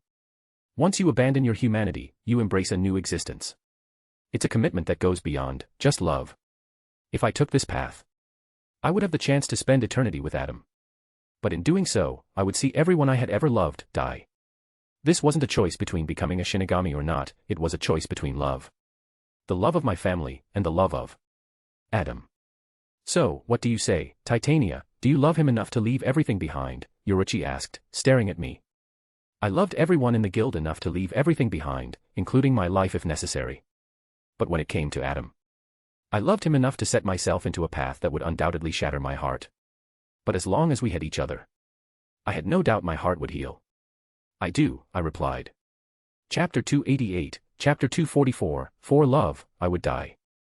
This novel is already done in Patreon. The new novel, JJK Hourglass, starts the 15th of March. If you want to read ahead, 10 chapters so far, go to my sexy Patreon. Adam C. POV. 2 years had passed since I entered the desolate landscape within my soul, or so it felt. This place was a realm that mirrored what I imagined hell to be. It was a place of perpetual torment, where the air was in no way breathable, and there was nothing to eat. Hordes of demons, twisted manifestations of my own fears and doubts, relentlessly surged forth, each confrontation being harder than the last. It was getting to the point I was starting to wait for the fight I would not win. As I fought against the ceaseless onslaught, my thoughts echoed in the quiet recesses of my mind. The battles within mirrored the struggles I faced in the external world, a reflection of the relentless challenges that tested the core of my being. Is this the price of power? I mused, parrying a demon's strike with Zanryuzuki. I couldn't use my Shurikai, or Bankai, but I was still every bit the warrior I had ever been. The landscape around me bore the scars of countless skirmishes. Pillars of jagged rock, remnants of fallen demons, punctuated the barren expanse. The only thing that hadn't changed was the tempestuous sky overhead. It was still the same swirling maelstrom of energy that seemed to mirror the turmoil within. So far, all I had figured out was that the demons I had been facing took on twisted forms, distorted reflections of my fears and insecurities. They didn't talk, but I could, somehow understand their existence. Not everything was bad though. In the solitude of this hell, I found a peculiar solace. The relentless fighting became a form of catharsis, a way to purge the lingering shadows that clung to my soul. Each fight was different enough to keep things interesting. Yet, the question lingered, was this the path to true realization, or merely a descent into perpetual conflict? The boundary between self-discovery and self-destruction blurred as I navigated the labyrinth of my own soul. Urahara had talked about trials, about challenges, but so far, all I had done is fight, and fucking fight, day and night. Not that I knew when it was day or night, the sky was always the same, but yeah. By now, I had simply settled into a rhythm of combat, my blade singing through the hoarse air, occasionally clipping through the flesh of my adversaries, sending blood spattering onto the already stained ground. That being said, I could not help but ponder the purpose of this ceaseless struggle. I have tried a lot of different things since I came here. Exploring. Which didn't work. Everything looked exactly the same, left or right, everything was but a devastated plain. Talking with the demons didn't work as well. They never said a word. They seemed to understand me, but even if they did, they never replied. I tried not fighting, it didn't work. It only made the fights unnecessarily harder, seeing the demons would continue to spawn whether I killed them or not. I tried surrendering, perhaps it was one of those situations you had to accept the things you couldn't change. It didn't work, in fact, it did the opposite of working, costing me an arm. The truth was, I had run out of ideas. I had no new approaches, no new angles. There were certain angles I had not approached. Like, fucking the demons, but honestly that seemed so out of the zone, that, it wasn't really an option. Maybe if this continued for decades I would try such measures. But until then, no demon asked for me. Maybe I should, stab myself with my blade. Ichigo did that once, I think. Deciding to try that, I plunged my blade into my chest, making me cough a bit of blood. Well, that didn't work, that just hurt. Perhaps I needed to think about this thing once again. Think about what I knew, and what I didn't. Let's see. This place is inside my soul. I can't use my Zanpakuto, beyond the usage of a normal blade. That being said, my power remains the same, I still have use of my spiritual power, speed, physical might, and anything outside my blade. No. Scratch that, I couldn't use magic. Just spiritual energy. Killing the demons did nothing, other than making them stronger. I was still stronger than them, but at the rate I was killing them, it was just a matter of time before I couldn't win. Nothing worked, fighting, talking, letting them be. Nothing worked. I sighed. This really doesn't help me. I wonder what the old man would say. Flashback. As our training session ended, Yamamoto's stern gaze bore into mine as he spoke with unwavering authority. You rely far too much on your blade, brat. Isn't that the point of being a Shinigami? I replied, sighing. To be one with your blade. Fool, a Zanpakuto is an extension of your being, Yamamoto grunted, his tone carrying a solemn gravity. It is not merely a weapon, it is a manifestation of your soul's essence. A friend, sure, but its purpose is not to be your friend alone, the purpose behind a Zanpakuto is to be a focus. We are not gods of the sword, we are gods of death, brat. Zanpakutos simply make it easier for us to channel our power. I frowned. Nothing but a focus. That's a bit reductive. Yamamoto's eyes held a discerning gaze. Don't mistake my words, brat, there isn't a greater ally than your blade. That being said, you are not strong because of your blade is strong because of you. Your Zanpakuto is a reflection of your strengths and vulnerabilities. Embrace it, wield it with purpose, and you shall unlock its true potential. Adam C. POV. I smiled, remembering his words. Though I didn't know how to apply his wisdom to my situation, it brought a small sense of comfort. I glanced at my blade, lying beside me, its surface gleaming even in the dim light of the cave I had taken refuge in. There were no words, like usual in this hell, only silence. My blade was strong because of me, right? Did that mean the true peak of a Shinigami was, not needing one Zanpakuto to use our powers to their fullest extent? I had tried using my powers, despite being unable to hear Zanryuzuki, but perhaps I hadn't tried hard enough. I didn't learn how to use Zanryuzuki overnight, it took time. I might as well give it a go, I said, walking out of the cave, to face the upcoming horde. From now on, I would fight without my blade. Is it me, or the sky looks clearer? Nah, it was me, that shit was still super red, and diabolical. Chapter 289, Chapter 245, My Eyes. This novel is already done in Patreon. The new novel, JJK Hourglass, starts the 15th of March. If you want to read ahead, 10 chapters so far, go to my sexy Patreon. In the desolate expanse within his inner soul, his inner hell, Adam continued to face hordes after hordes of demons. By now, his body was battered, covered in scars and blood, but despite this, his skill remained unshaken. As he continued to fight, a subtle change began to manifest as the days went by. Little by little, after a year or two, the space around his attack started to bend, giving path to the next step in his evolution. His eyes. Unbeknownst to him, his eyes had started to turn black. His once normal-looking eyes had become fathomless pools, encircled by the four irises that danced in their orbits like celestial bodies governed by an unfathomable gravity. The transformation was not just physical but also metaphysical in more ways than one. The world around Adam began to unravel and weave itself anew before his eyes, as if responding to the esoteric power blooming within him. His mind expanded beyond the limits of his soul, touching the edges of something greater, a tapestry that stretched into his own infinity. The all-seeing eyes. This awakening brought a new sense of perception within him, a new perspective. Adam's movements became almost non-existent, and without even knowing why, he walked away from the demons, dodging their attacks effortlessly, as if he could anticipate their every move before they even made it. As he continued to walk, the sky cleared around him, revealing a glimpse of clarity amidst the perpetual turmoil.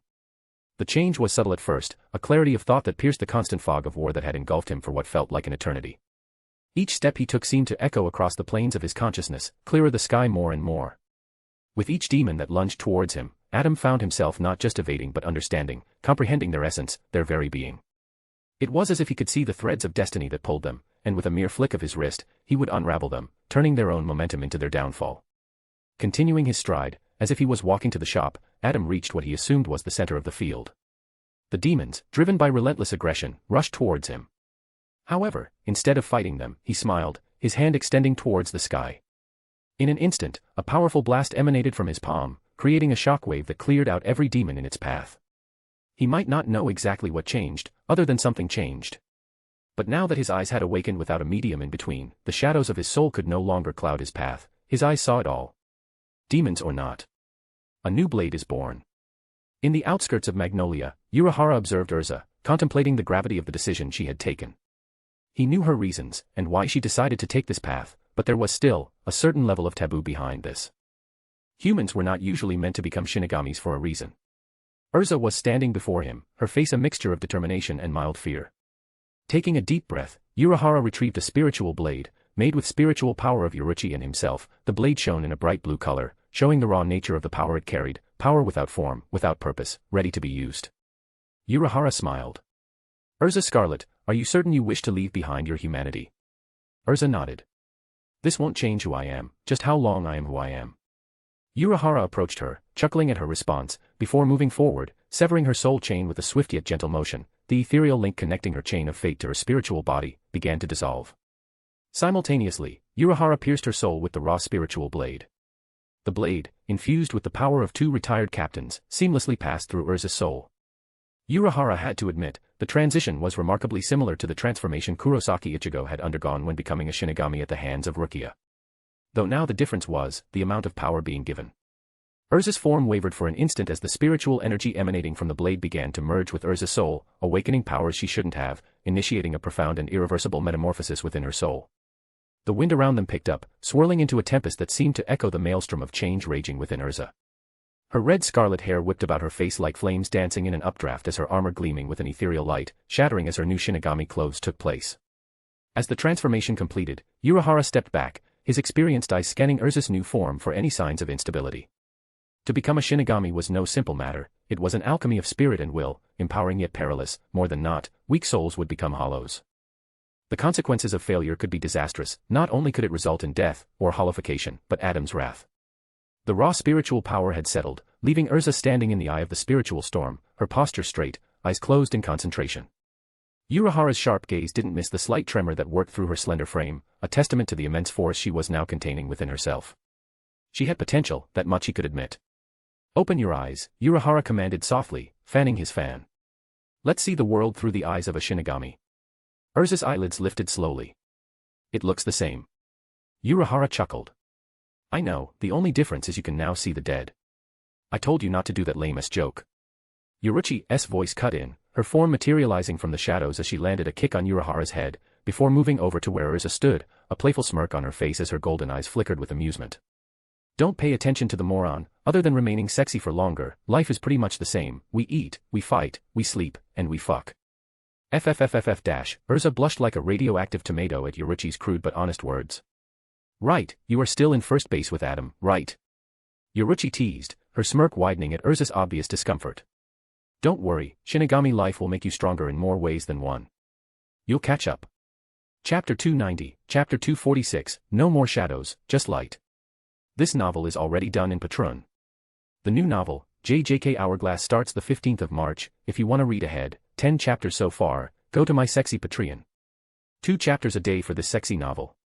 Meaning that by March 15th, you'll have plus 40 chapters ahead of here. Adam C. POV. I opened my eyes, finding myself inside my room. Mavis floating around. Adam.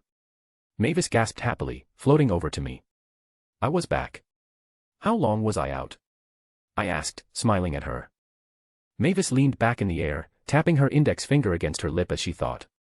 Let's see, it's been exactly 1 year and 3 months, she said with a wistful smile. I see.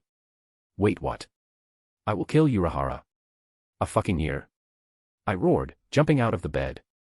Mavis scoffed and gave a dismissive wave. Big whoops, I've been in a coma for decades, she said with a tired snort. But then again, maybe your year was worse than my eternal suffering. I frowned. You're playing the victim card, aren't you? She hovered closer, getting close to my right ear. Maybe a little, Mavis admitted with a mischievous twinkle in her eyes. But you can't blame me for wanting a bit of attention, can you? After all, I've had to keep myself entertained while watching over your dormant self. I had you as a bookholder, as a doll to play dress-up, and an action figure, but eventually all of that became boring. I have so many questions, but I'm afraid to ask any of them. The guild. Who's running the guild? I asked. Everyone voted for Makarov to take back the hat, and, well, despite his cries and the fact he tried to run away to another country, we tracked him down, and shoved him into his office, Mavis replied proudly, nodding. There is no escaping our family. I think I'm afraid. Well, I have to be honest, I'm glad it was just a year, I replied with a sigh. Inside my inner hell, I spend more than a decade fighting, a year is manageable. You want to know a secret? Mavis asked, her voice dropping to a conspiratorial whisper. I hesitated, but curiosity got the better of me. Sure. Mavis grinned. I was just messing with you. You barely spend a week inside your personal hell. I felt my eyes twitch. You, what? Oh, don't give me that look, Mavis chided with a chuckle. You should have seen your face right now, it was priceless. Besides, I needed to make sure you'd wake up motivated. A year sounds much more dramatic, doesn't it? Gives you that push to get up and on your feet quickly. Listen here you little shit, I replied, my right eye twitching. You almost gave me a heart attack. Meh, Mavis waved a hand dismissively, the ghost of a grin still playing at the corners of her lips. Besides, that's factually inaccurate, heart attacks are for the living, you are technically dead. Besides, it was totally worth it, I regret nothing. Mavis rules. I think I'm having a soul aneurysm. I don't know if that's possible, but if it is, I'm having one. Urahara Kasuk. POV. I hummed, waiting for my tea to be ready, when all of a sudden, I felt a sudden burst of spiritual power. He's finally back, huh? Yoruchi said, looking in the general direction of Adam's home. Yeah, I nodded. You know Mavis will pull the, it's been 50 years prank, right? Yoruchi asked with a knowing look, her yellow eyes reflecting the slightest hint of mischief. I chuckled, pouring the now ready tea into 2 cups. Of course, she will. I know I would. Should we warn him? Yoruchi questioned, taking my cup of tea before I could take a sip. Nah, I replied with an easy smile, pushing up my hat slightly. Let's just see how this plays out. Yoruchi smirked, taking a slow sip of the tea, her tail flicking with amusement. You're terrible, Urahara. That poor boy's going to have trust issues for at least a year. But then again, you're right, this is far too devilish for me not to enjoy. As we sat in comfortable silence, enjoying our tea, the atmosphere crackled with anticipation. We both knew that Adam's return would mark a significant turning point in all our lives. It had been a long 50 years since his departure, and while Yoruchi seemed ready to dive headfirst into her mischief, I couldn't help but feel a twinge of envy that I wasn't the one to prank him. But then again, it was my nature to revel in the unexpected. And Mavis, well, she had always been one to go above and beyond when it came to pranks if this week talking with her was anything to go by. Besides, I believed Adam needed this, before facing what could very well be the end of everything. Hopefully Mavis will omit the fact it was my idea to prank him. Just as I was about to voice my thoughts, a gust of wind swept through the room, sending a shiver down my spine. The door creaked open slowly, revealing Adam's anger-fueled silhouette framed against the fading twilight. Urahara-san. I will murder you. I guess she told him. Ah, Adam, it's so good to see you too, I greeted him with a nonchalant smile. Yoruchi couldn't contain her laughter, her tail swaying in amusement behind her. Well, look who finally decided to grace us with his presence. So how was your hell week, hot stuff? Adam's posture was rigid, a storm brewing behind those piercing eyes. Oh, it was spectacular, he drawled out sarcastically, stepping forward into the room. Let me show Urahara what I learned. Now, it was just a prank, a harmless prank, there wasn't any real damage done, you were gone for a week, not a year, so no harm no foul, I said, raising both hands in a placating gesture and offering my most disarming smile. Besides, you've got to admit. It was a good prank. Yeah it was, Adam admitted, chuckling. I'm still gonna shove my boot up your ass though, so, you win some, you lose some. Yawatch, Quincy Realm. Yawatch sat upon his throne, an aura of quiet authority enveloping him. The dimly lit chamber resonated with an eerie stillness, mirroring the gravity of the impending proclamation. His eyes remained closed, as if immersed in a deep contemplation that transcended the physical realm. As a momentary hush settled over the surroundings, Yawatch slowly opened his eyes. The piercing gaze that emanated from those golden orbs conveyed an omniscient awareness, as if he could perceive the very threads of destiny that intertwined the spiritual realm. So much had changed since his brother came to be. So much so, that his own prophecy had changed, and his powers had returned before time. Despite being enemies, he was in his brother's debt. For now, it was time for action. The time has come, Yawach declared with a subtle smile, his voice echoing through the chamber. The weight of his words hung in the air, sending a ripple through the stillness as though heralding an inevitable shift in the tides of fate. The time to destroy the flawed world left behind by their father has come. And the only obstacle he had to overcome was his own brother. It was almost poetic. Chapter 291, Chapter 247, Adaptation. This novel is already done in Patrun. The new novel, JJK Hourglass, starts the 15th of March. If you want to read ahead, 10 chapters so far, go to my sexy Patreon. 2 chapters a day in Patreon. So if you like my work, and want to see me supported, help a corn out, he needs to recover from his sick time. You'll have plus 40 chapters by March. Which is not too bad if I do say so myself. Adam C. POV. Things felt different since my time in hell. More, clearer. Whenever I channeled some spiritual energy into my eyes, things changed. What I saw, changed, drastically. I would gain insight about everything that was happening in the present, especially if it involved me. The strange thing was, I didn't feel overwhelmed by all this information. It felt natural. I could see everything, and still kept complete focus on whatever I wanted to focus on, without losing focus on the everything itself. The ability was rather intoxicating, addictive even. I could spend hours just observing the world unfold before my newly empowered gaze, just seeing things happen without a real reason to. I would have loved to have this ability when I was facing Aizen. I chuckled, and just at that moment, a new perspective was added into my view. Hueco Mundo. I can see Hueco Mundo from here. I had never considered the possibility of such thing. Granted, it had been a little less than a month since my awakening, but still, to see into another reality altogether, felt a bit overpowered. Not that I was complaining though, just stating the facts. I wonder if Jujutsu Kaisen. Nothing, huh? I guess what I can see is limited to what is actually connected to me. Makes sense. Still, it's pretty neat I can see Hueco Mundo all the way from here, with all its hollows, Arancars, and Nazis. Wait a damn moment, Nazis. I frowned, focusing on what I was seeing. A line of Arancar, chained up, as an army of Nazis. Herded them into an execution area. I was getting World War vibes from what I was seeing. Wait a minute, could these Nazi-looking guys be the Quincy? The ones that Urahara warned me about. Urahara, I called out, knowing full well he was hiding inside my office behind some boxes. Yo, Urahara replied nonchalantly, as if he hadn't been eavesdropping the whole time, as he emerged from behind the boxes, adjusting his trademark striped hat with a casual tilt. Do the Quincy look like a spiritual version of the Nazi? I asked, going straight to the point. What a strange question, Urahara said, pushing his hat back to reveal a frown. But yes, in a manner of speaking. Their uniforms do draw certain similarities, but don't be fooled, it's more than just aesthetic choice. The Quincy have a very particular philosophy about purity and superiority in the spiritual realm. It's no coincidence that their attire resembles that of the Nazis you mentioned. I guess that means the Nazi-looking bastards I was seeing were actually the so-called Quincies. They have a certain stand in the view of the purity of souls and their role as executioners of hollows. They see themselves as the ultimate judges, wielding power that they believe rightfully belongs to them, and them alone, Urahara continued, before pausing, staring at me. What did you see? Oh, so he's finally catching on. While I was testing my new abilities, I managed to extend my sight into Hueco Mundo, and well. I saw them, I replied. Urahara's frown deepened, and he crossed his arms, his carefree demeanor slipping away as the gravity of the situation set in. That's disturbing news. They shouldn't be making their move so soon.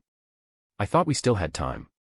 The good news are that your abilities are growing at an unprecedented rate, but this revelation brings with it a serious matter. If you saw them, it means war is at the corner. You said we had to deal with Yawach, right? I asked, standing up from my chair. Yes, Urahara replied, a slow nod. Then, what are we waiting for? I replied, cracking my neck and joints. Letting the guy work his plans while we do nothing sounds pretty stupid, so I say we take the same approach we took with Aizen. We strike now, and we strike hard. Urahara's expression shifted through a myriad of thoughts, a silent war waged behind his calculating eyes as he weighed the risks. Then, a resigned sigh escaped him, and he reached into the folds of his green-striped Haori, producing a fan that he snapped open with a flourish. I do admire your spirit, Urahara's lips curled into a wry smile. And for what it's worth, you're not wrong, he conceded, tugging the brim of his hat down. Action is required, but unlike our battle with Aizen, Yhwach's foresight makes him far more dangerous. The last time he was defeated, during the first generation of Shinigami, most of his powers were sealed, and even then, he was a formidable foe. We don't have the luxury the first generation had. The more reason to strike now, I replied, crossing my arms. If this guy is as powerful as you sell him out to be, then giving him time to prepare it's the last thing we want to give him. Urahara nodded in agreement, but his eyes held caution. True, but rushing in blindly could lead us to playing right into his hands. I say we move into the Soul Society, and plan from there. This is a war, we won't be able to win alone. I could agree with that. Works for me. So, how do we return to the Soul Society? Urahara's lips quirked upward in a mischievous smirk, the fan fluttering to a close as he stood and walked to a corner of my office. He crouched down and began drawing a complicated symbol on the floor with what appeared to be a chalk of shimmering dust that glinted with spiritual. You're in luck. I've been working on stabilizing the Fairy Senkaman 2.1, using your office as a gateway. When did he got the time to create a portal inside my office? I will ignore the breach of privacy, I replied, letting out a sigh. Let's go. Not so fast, we need to bring the others, Urahara replied. I glared at him. Over my dead body, I won't let my family fight in this war. Urahara's expression softened, and he placed a hand on my shoulder. I understand your sentiment, but this isn't your decision to take. They already knew about this upcoming war, just like you, and some of them have been training in order to help you carry this burden. Right, it's been a month since I last saw them. Urza, Gray, Laxus, Natsu, Kana. Gildarts, it's been quite some time. Sure, I had my all-seeing eyes now, but for the sake of avoiding watching Urza naked before she was comfortable with that, I had decided to avoid using my sight on them. I don't care if they want to help or not, I replied, letting out a sigh. It's my duty to protect them, and as long as I live, I will do so. Urahara tilted his head slightly, examining me with a gaze that seemed to pierce through to my very soul. Yes, it is your duty to protect them, he agreed, his voice taking on a tone of resolve. But it's also their right to choose to stand beside you. They're not children. We are wasting time, I growled out. We are, Urahara nodded, opening the portal into the Soul Society. A part of me wanted to believe Urahara had conceded to my point, but somehow I felt he was simply letting be, because one way or another, my decision wouldn't affect his desired outcome. I wished I was wrong. Chapter 292, Chapter 248, Welcome back. This novel is already done in Patreon. The new novel, JJK Hourglass, starts the 15th of March. If you want to read ahead, 10 chapters so far, go to my sexy Patreon. 2 chapters a day in Patreon. So if you like my work, and want to see me supported, help a corn out, he needs to recover from his sick time. You'll have plus 40 chapters by March. Which is not too bad if I do say so myself. Adam C. POV. We arrived at the Soul Society without a problem, finding the place already in disarray, Shinigamis running around, preparing for something, for war. Meaning it was more than likely than the Quincy had already made their first move here. The question was, how late was I to the party? I frowned. Maybe I shouldn't think of something like war as a party.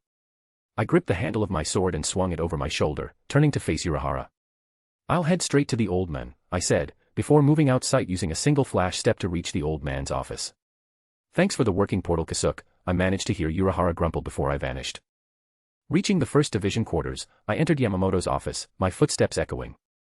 The atmosphere inside was heavy with the weight of the impending war, and grief. Despite this, I remained calm, collected, and confident in my abilities to win this war. Sure, I had no idea how strong the Quincy as a whole were, but it didn't matter, I was stronger than them. I had spent a long grueling time in the depths of my own soul, honing my power and unlocking new depths of strength. There was nothing this war could throw at me that I couldn't handle. Yamamoto, seated at his desk, looked up as I entered. His wise old eyes met mine, and I could see a flicker of recognition and shock in his gaze. It seems that just from a look he knew that I had undergone a transformation, that I was no longer the same Shinigami who had left the Soul Society all that time ago. Adam, he said, his tone full of anger and barely hidden grief. It's good to see you again. I nodded respectfully. It's good to be back, old man. I've come to offer my assistance in the upcoming war. Yamamoto leaned forward, steepling his fingers in thought. This war does not concern you. I snorted. Unfortunately it does. Long story short, the king of your enemy has it out for me, and well, that makes it personal.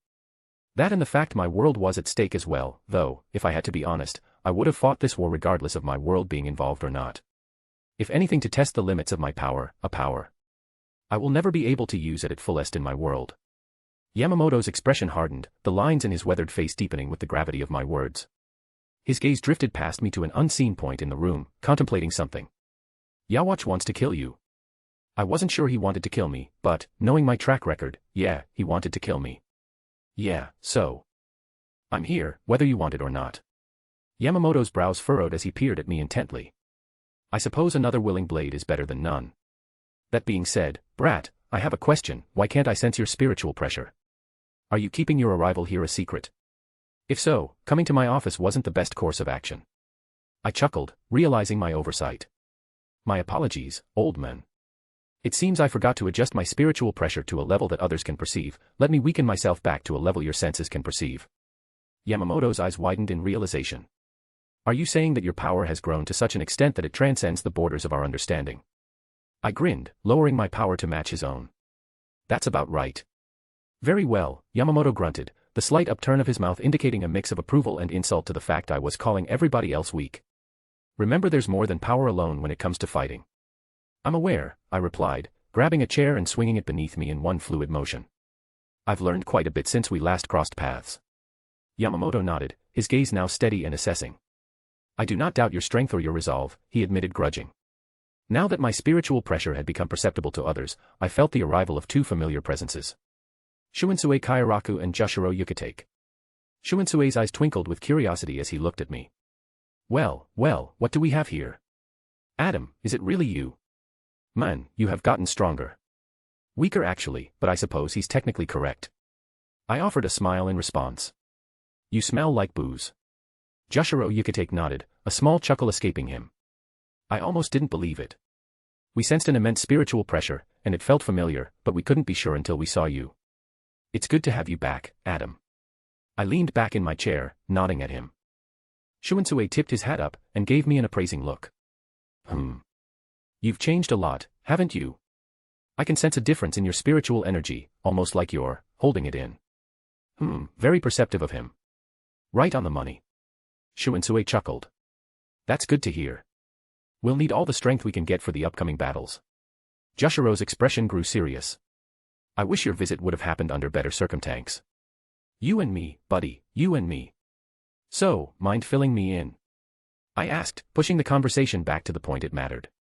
The Quincy attacked a few hours ago, Shunsui replied, lowering his hat. They killed a few of us, leaving us with a warning. And they had since moved to Hueco Mundo. No, that didn't feel right. The Quincy's I had seen in Hueco Mundo were nowhere near the level of strength that it required to face the Soul Society. The strongest guy I had seen there was barely above captain level. This either meant the guy was baiting me into believing he was weak, or the rest of the Quincy, the real threat, wasn't there. But if the real threat wasn't there, and it wasn't here, what did that leave? The human world. I frowned, concentrating my sight into the human world. But aside some souls and weak hollows, there was nothing. I knew for a fact they couldn't block my sight. If they could, they would have kept their activities out of my radar. Sure, there was the possibility of them not account for me, but that was highly unlikely, so, if that wasn't it, the only other answer was that there was something else at play. I sighed. I really didn't want to look everywhere for them, but I might as well. Focusing on finding their spiritual trance, I extended my sight beyond its limits, searching for them in all the realms and the dimensions in between, and it was here that I found them. I have to say, I'm impressed. To think their realm was built inside the literal shadows of the Soul Society, how creative of them. I could see now why they were a threat. There were a lot of Quincy and they're strong enough to face and kill some of the captains without too much trouble. Not only that, their captain-level threats outnumbered the Shinigami in terms of captain-level fighters. That being said, I still couldn't find the so-called Yawatch. I could see a throne, but it was empty. I suppose that was a problem for later. Good news, I found our guys, I replied, standing up from my chair. Bad news, they are literally here. And by that, I mean, their realm, world, kingdom, or whatever, it's within the shadows of your world. Shunsui lifted his head, the brim of his hat casting a shadow over his eyes that seemed to deepen with the weight of what I had just said. You mean to say they've been under our noses the entire time? Yamamoto slammed his fist onto the table, shattering it into pieces, a spark of anger igniting in his deep-set eyes. Preposterous, he growled, the lines on his face hardening like the ancient roots of a steadfast tree. To think they could have established such a foothold within our very domain without detection. To be fair, it's quite the achievement, I replied, turning my head towards one of the shadows in the room. I don't know how they created this place, but it seems to be out of my reach as well. Maybe Yawatch had made this world accessible only to those bearing his blood. It would make sense why it felt unreachable. You should get everyone ready, I added, a frown dawning on my face. It seems they are very aware I discovered them, and are preparing to make their move. Things were about to get messy. But with me here, the Quincy stood no chance, unless Yawatch really lived up to his hype. Chapter 293, Chapter 249, The Quincy Elite. This novel is already done in Patreon. The new novel, JJK Hourglass, starts the 15th of March. If you want to read ahead, 10 chapters so far, go to my sexy Patreon. 2 chapters a day in Patreon. So if you like my work, and want to see me supported, help a corn out, he needs to recover from his sick time. You'll have plus 40 chapters by March. Which is not too bad if I do say so myself. Third person. POV. Yawatch sat upon his ominous throne, his eyes closed in deep meditation. His senses extended far beyond the walls of his palace, seeing time itself move and change. He could feel the pull and flow of spiritual energy. The future had changed, once again. And it had changed thanks to a disturbance, the expected arrival of his brother. Yawatch had to admit, Adam's presence was unlike any other, a spiritual pressure so immense that it reverberated through the very fabric of reality. So the lost son has arrived, he whispered, a twisted smile curling his lips. His words echoed around the room, sending shivers down the spines of the Quincy soldiers who served him. Despite the future not being certain, Yawatch had been waiting for this moment for a long time, for the return of the one that was his brother and nemesis. The prodigal son had returned. My king. Jugram muttered, looking at Yawatch, who simply ignored him. With a graceful motion, Yawatch rose from his throne, his cape billowing around him. His purpose was clear, he would confront Adam, and deal with the threat he represented right away. The time for their inevitable clash had finally come, and Yawatch welcomed it with open arms. Jugram, Yawatch said, a dark smile on his face. Summon the Schutzestaffel, I have a mission for them. As the command left his lips, a silence hung heavy in the air, punctuated only by the soft rustle of the Sternritters shifting uneasily in their ranks. The Schutzestaffel, the elite guard, the strongest of his warriors, and the king was sending them first. The rest of the Quincy couldn't help but wonder, just how strong Adam was to warrant this much firepower thrown at him.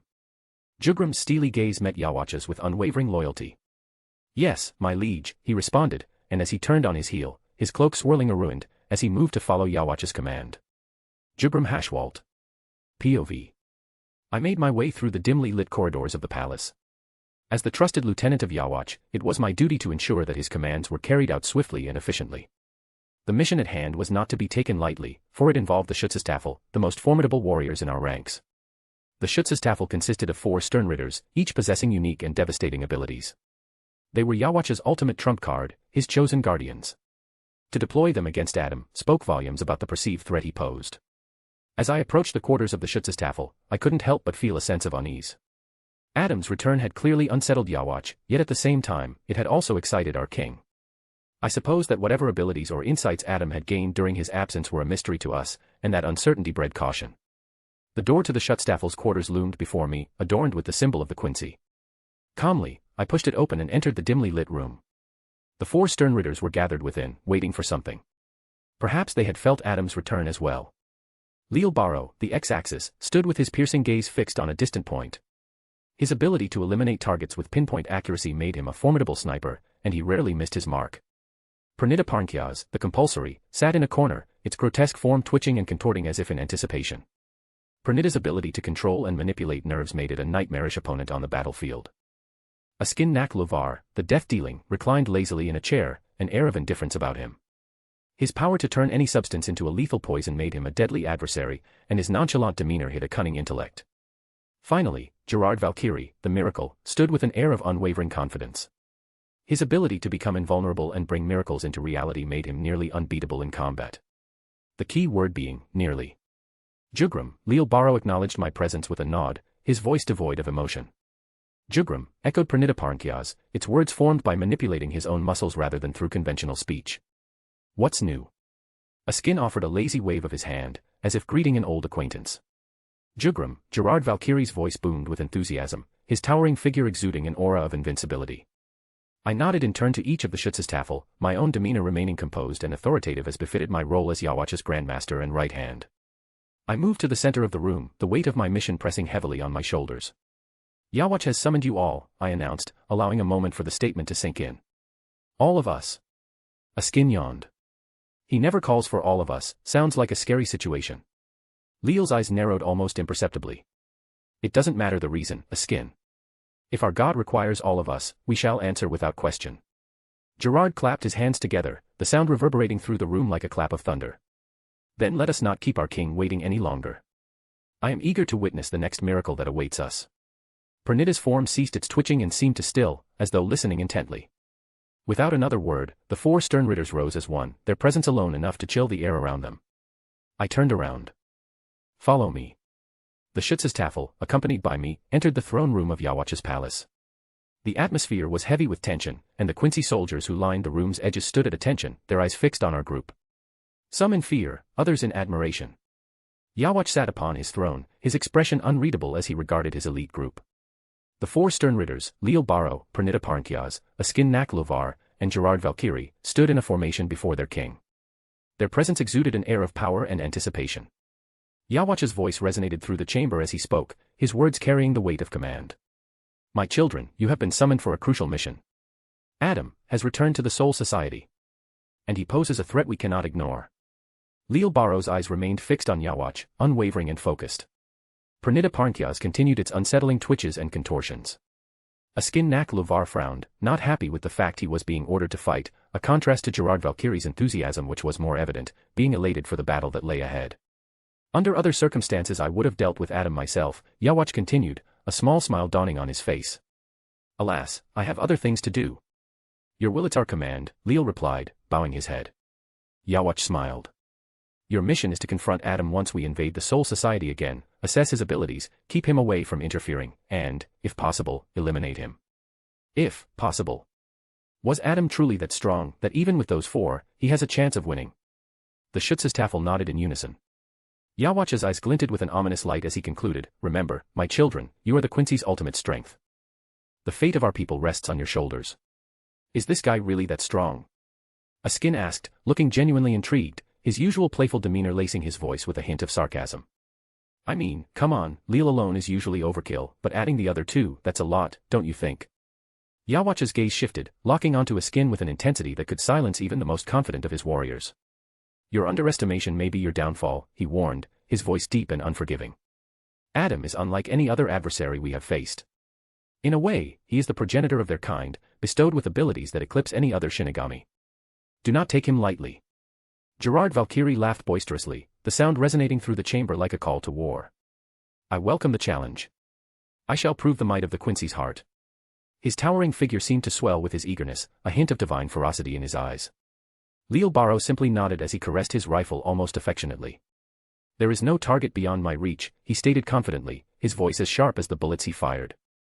The light that I cast does not waver, nor does it falter, your will shall be done, your majesty. Askin sighed. I guess we are doing this. Just don't blame me if I can't keep up. I could almost laugh at Askin's self-deprecating act. He was just as dangerous as the others, but he had perfected his weak act so much that everyone that didn't know him would always underestimate him. When it came to killing, he was as effective as Leo. Is there anything else you wish of me, your majesty? I asked, bowing. No, just prepare the others, we are moving within the hour, Yawach replied, his eyes showing a level of eagerness I had not seen in a long time. Just how strong was Adam? Chapter 294, Chapter 250, Adam vs. Schutzstaffel, Part. This novel is already done in Patrun. The new novel, JJK Hourglass, starts the 15th of March, if you want to read ahead, 10 chapters so far, go to my sexy Patreon. 2 chapters a day in Patreon. So if you like my work, and want to see me supported, help a corn out, he needs to recover from his sick time. You'll have plus 40 chapters by March. Which is not too bad if I do say so myself. Adam C. POV. The air of the Soul Society felt heavy, charged with the imminent arrival of Yawach's forces. I stood alone, bracing for the inevitable confrontation.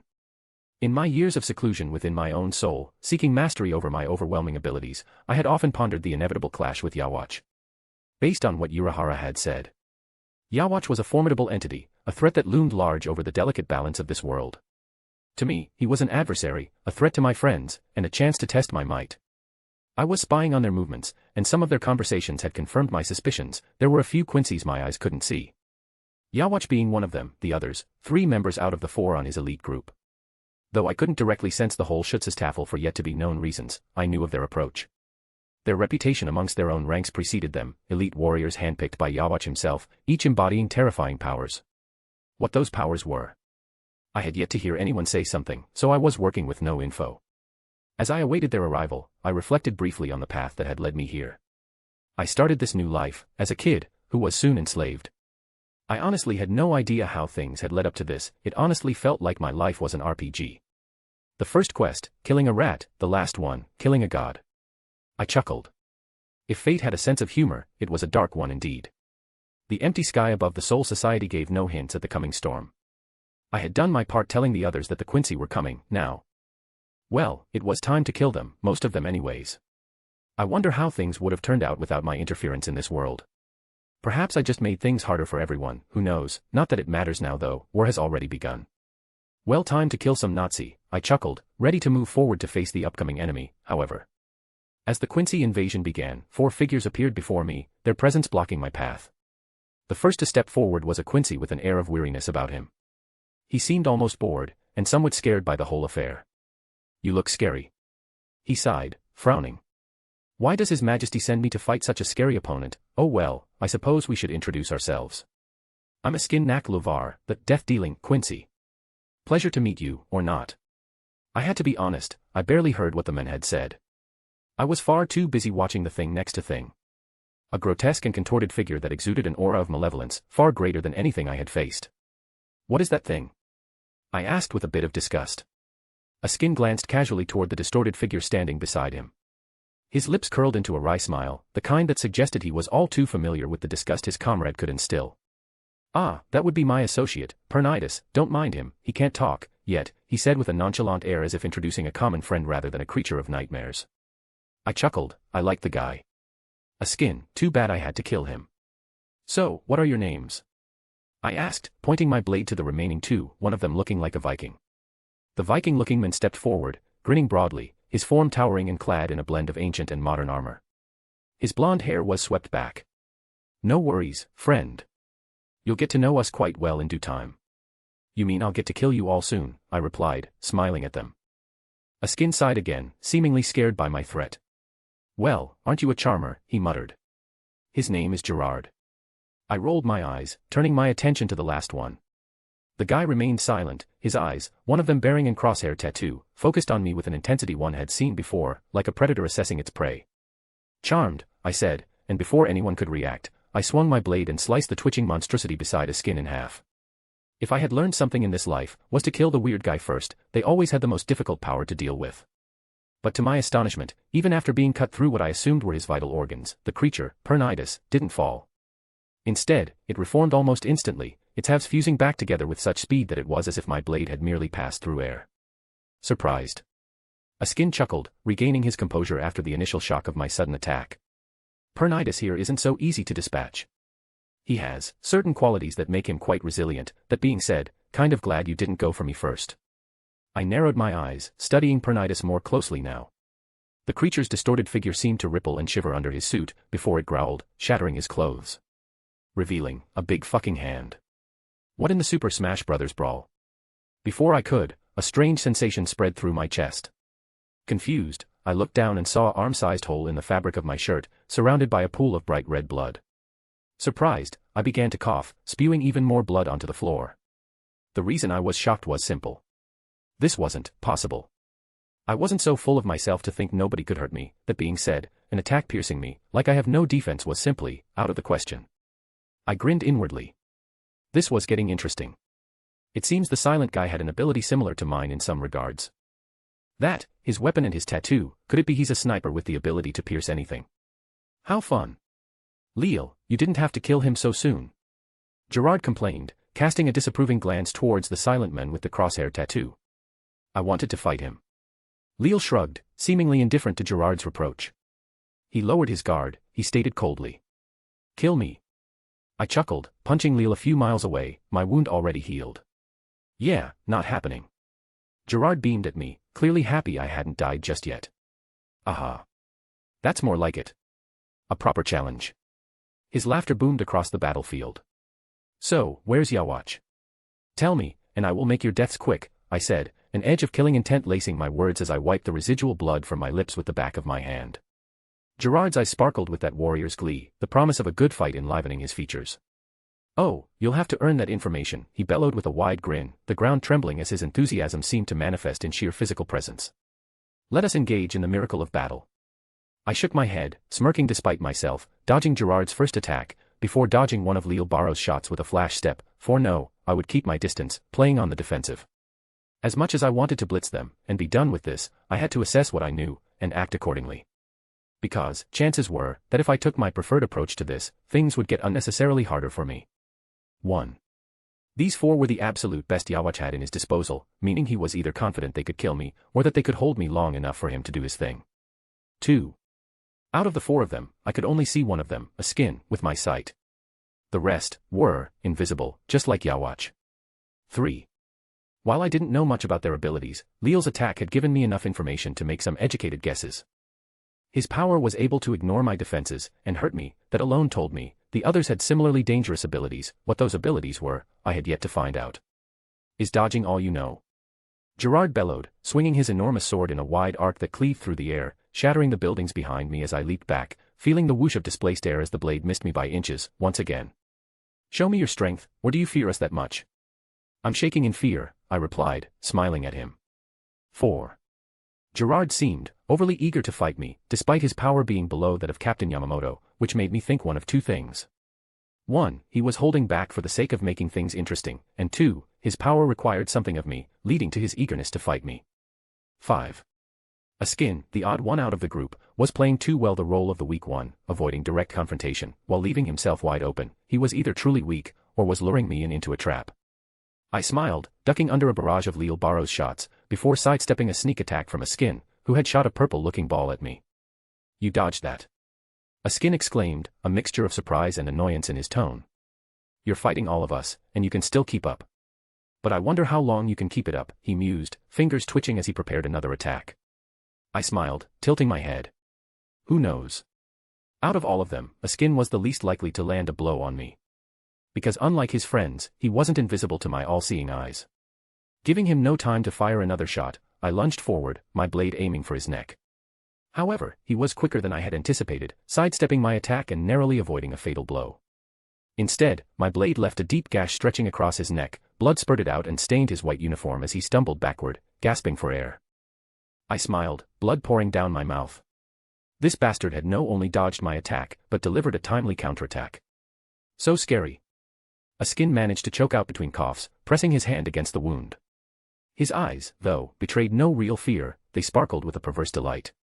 You're quite the monster, aren't you?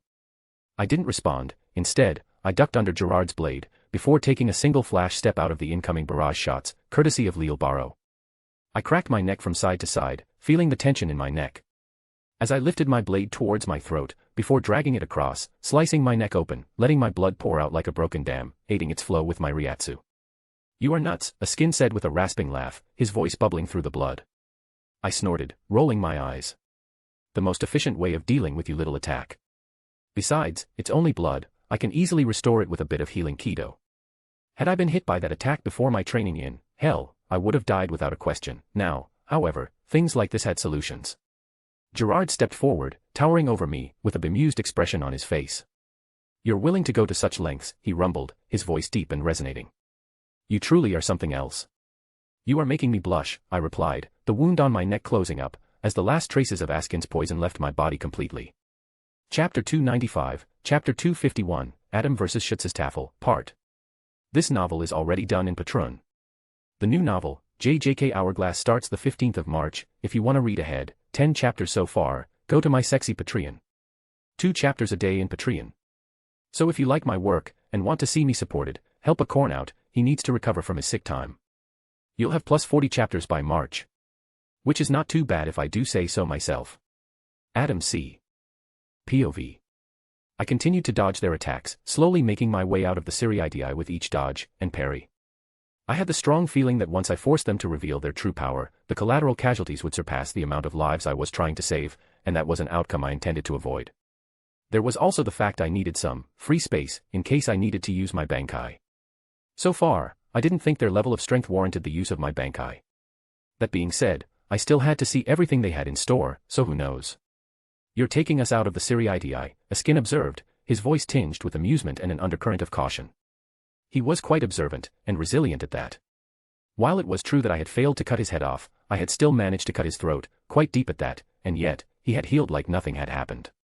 I had a feeling he was going to be hard to kill. Like a cockroach. Not taking you out, I corrected him, deflecting another strike from Gerard's with my Zanpakuto, merely changing the scenery.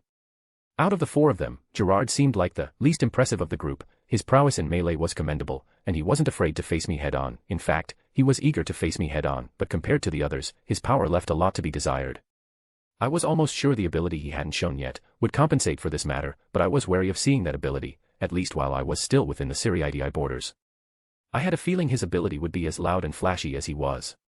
As if reading my thoughts, Gerard's booming laugh echoed through the air as he swung his greatsword at me, only to be parried away, once again. He reminded me of someone, now that I think about it. I chuckled, realizing who Gerard reminded me of. Natsu, but blonde, and a little bit less stupid. What are you laughing at? Gerard grinned, chasing after me. Inside joke, I stated, offering him a smirk that held more provocation than information. To elaborate would only serve to distract me further, and distractions in battle could be as fatal as a direct blow. Talking about fatal blows. While it was truth that I was dictating the tempo of this fight, having so far complete control over what was happening, I knew that their abilities were technically capable of killing me, at least the two I had discovered so far. Leo Barrow's unblockable projectiles. And a skin Nax poison, or venom, or disease, or whatever. I wasn't exactly sure what his exact deal was. I was still working out the details. I just knew that his gimmick made me sick, and that even with my healing abilities, that had far surpassed Unohana's, was out of my hands to heal whatever he did, leaving me with only two viable options for his ability. 1. Complete replacement. Like I had done with my blood earlier, replacing every last drop of it, in order to get rid of his poison. 2. Controlled death. I sighed. 2 abilities, out of 4, and so far, all of them were surprisingly lethal. I was no betting man, not by any means, but I was betting the other 2 had similarly lethal abilities. I smiled inwardly, dodging 3 simultaneous attacks. On that note, the Nintendo lawsuit waiting to happen, aka the Big S hand, had yet to make a move on me. So far, all he has done is follow me, keeping his distance, close enough to attack if he wishes, far enough to not be in my direct range. It was a rather passive approach, considering I cut him in half at the beginning of the fight. It seems we are finally far enough from the others, I said, stopping on my tracks. Gerard halted too, his greatsword dipping slightly as he assessed the situation with a strange mix of amusement and caution. His eyes held the gleam of a warrior who relished the challenge, even as his posture suggested readiness for the forthcoming escalation. Far enough, he echoed, a brow raised in question. Does that mean you are finally going to fight back? You could say that, I replied, moving my head to the right to dodge one of Leo Barrow's shots. Rude, we are talking here. Leo Barrow narrowed his eyes, his form shimmering as he repositioned for a better vantage point. My apologies for the interruption, he said, though his tone suggested anything but remorse. His next shot was slower, deliberate, as if trying to taunt me. Apologies accepted, I replied, giving him a nonchalant look. So, are you ready to? Gerard's words cut off abruptly as his head flew off his body and hit the ground with a sickening thud. So, what can you do, big guy? I stood in front of him as his body dropped to the ground, my sword dripping with his blood. Not bad. Gerard complimented, slashing his sword my way, his head already fully regenerated by the time our blades clashed. He didn't heal himself up, that was something different. So, what's your power? I asked, thinking that given his personality, he might just answer my question. Gerard beamed at me, swinging his blade once more as I dodged his attack, and Leo Barrow's attack. You ask what my power is? Well, let me answer that question. I have the power to manifest miracles into reality. The harder they are to occur, the more likely are to happen. Miracles. Surprisingly, not deadly, just annoying to deal with. That being said, I was getting excited. It seems these guys are strong enough for me to test my powers. Miracles work probability, I replied, bearing a feral grin. I'll just have to make your chances an absolute 0. Gerard's laughter boomed across the battlefield, as if my statement were the most amusing jest he'd heard in ages. Absolute 0 chance of a miracle, you say, he bellowed, his voice ringing with the confidence of a man who believed himself invincible. I accept your challenge. Grinning, I moved forward, kicking him in the head, before landing in front of Mr. Hand, punching him in his only eye in the middle of his palm, blasting him away. It was time to see what this freak of nature could do. And find out I did, as my arm twisted into a bloody mess, tearing itself apart beyond recognition, forcing me to cut it right away, before his ability spread throughout my body. That thing took control of my arm, I whistled, fully regenerating my arm. It was just for a moment, but during my attack, I felt something enter my arm. 3 lethal abilities out of 4. Me. Kill. You, Pernita hissed out, as if struggling to speak. I guess they didn't recruit you for your smarts, I replied, taking a step forward. Release, Zanryazuki. I now had a pretty solid idea of what they were capable of, meaning it was time to deal with them accordingly. After that, Yawatch. Chapter 296, Chapter 252, Adam vs. Schutzstaffel, Part. This novel is already done in Patreon. The new novel, JJK Hourglass, starts the 15th of March. If you want to read ahead, 10 chapters so far, go to my sexy Patreon. 2 chapters a day in Patreon.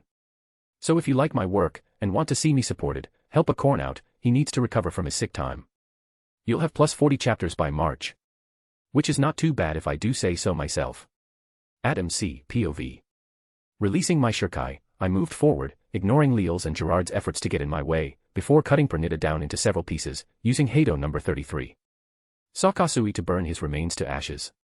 Then, as Gerard was moved to engage once more, I parried his initial attack, cutting right through his blade, slicing him in 2, then 4, then 8, then 16 pieces, before warping the space around, obliterating his remains as well into an explosion of blood.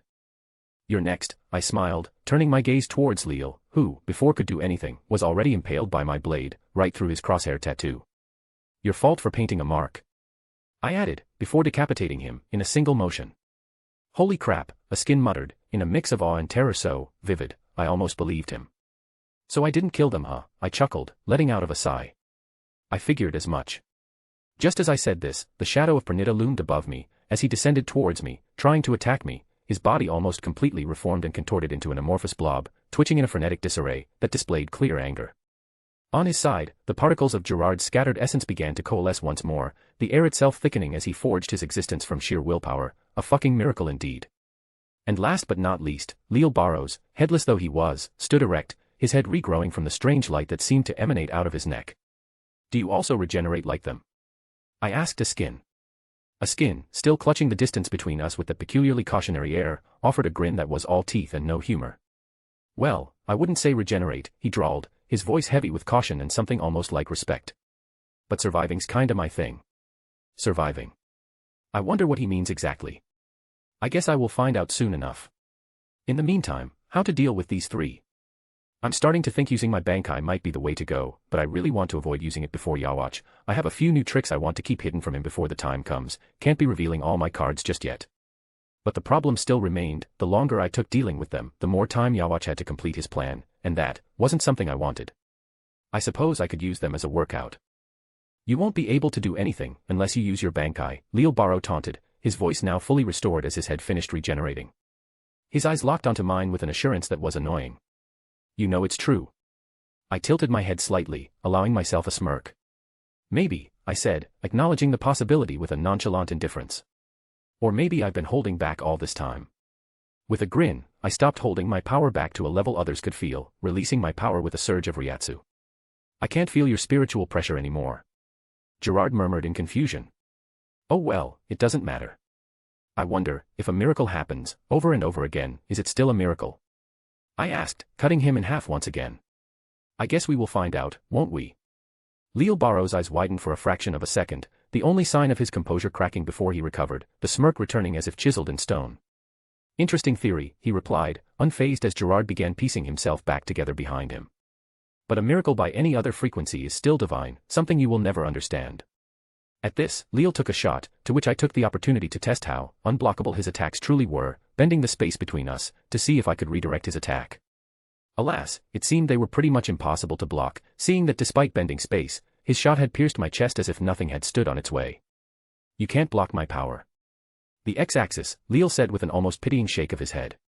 It's the ultimate weapon, a divine privilege granted to me, as executioner of our god. Blood trickled down from my chest as a soft chuckle escaped my lips. Good for you. Out of everyone here, he was the only one that could actually harm me, if I let him, of course. Gerard, a skin and Pernita couldn't pierce my spatial defenses, meaning they couldn't harm me, even if I stood still in front of them, but him. I had to dodge. Kill. You.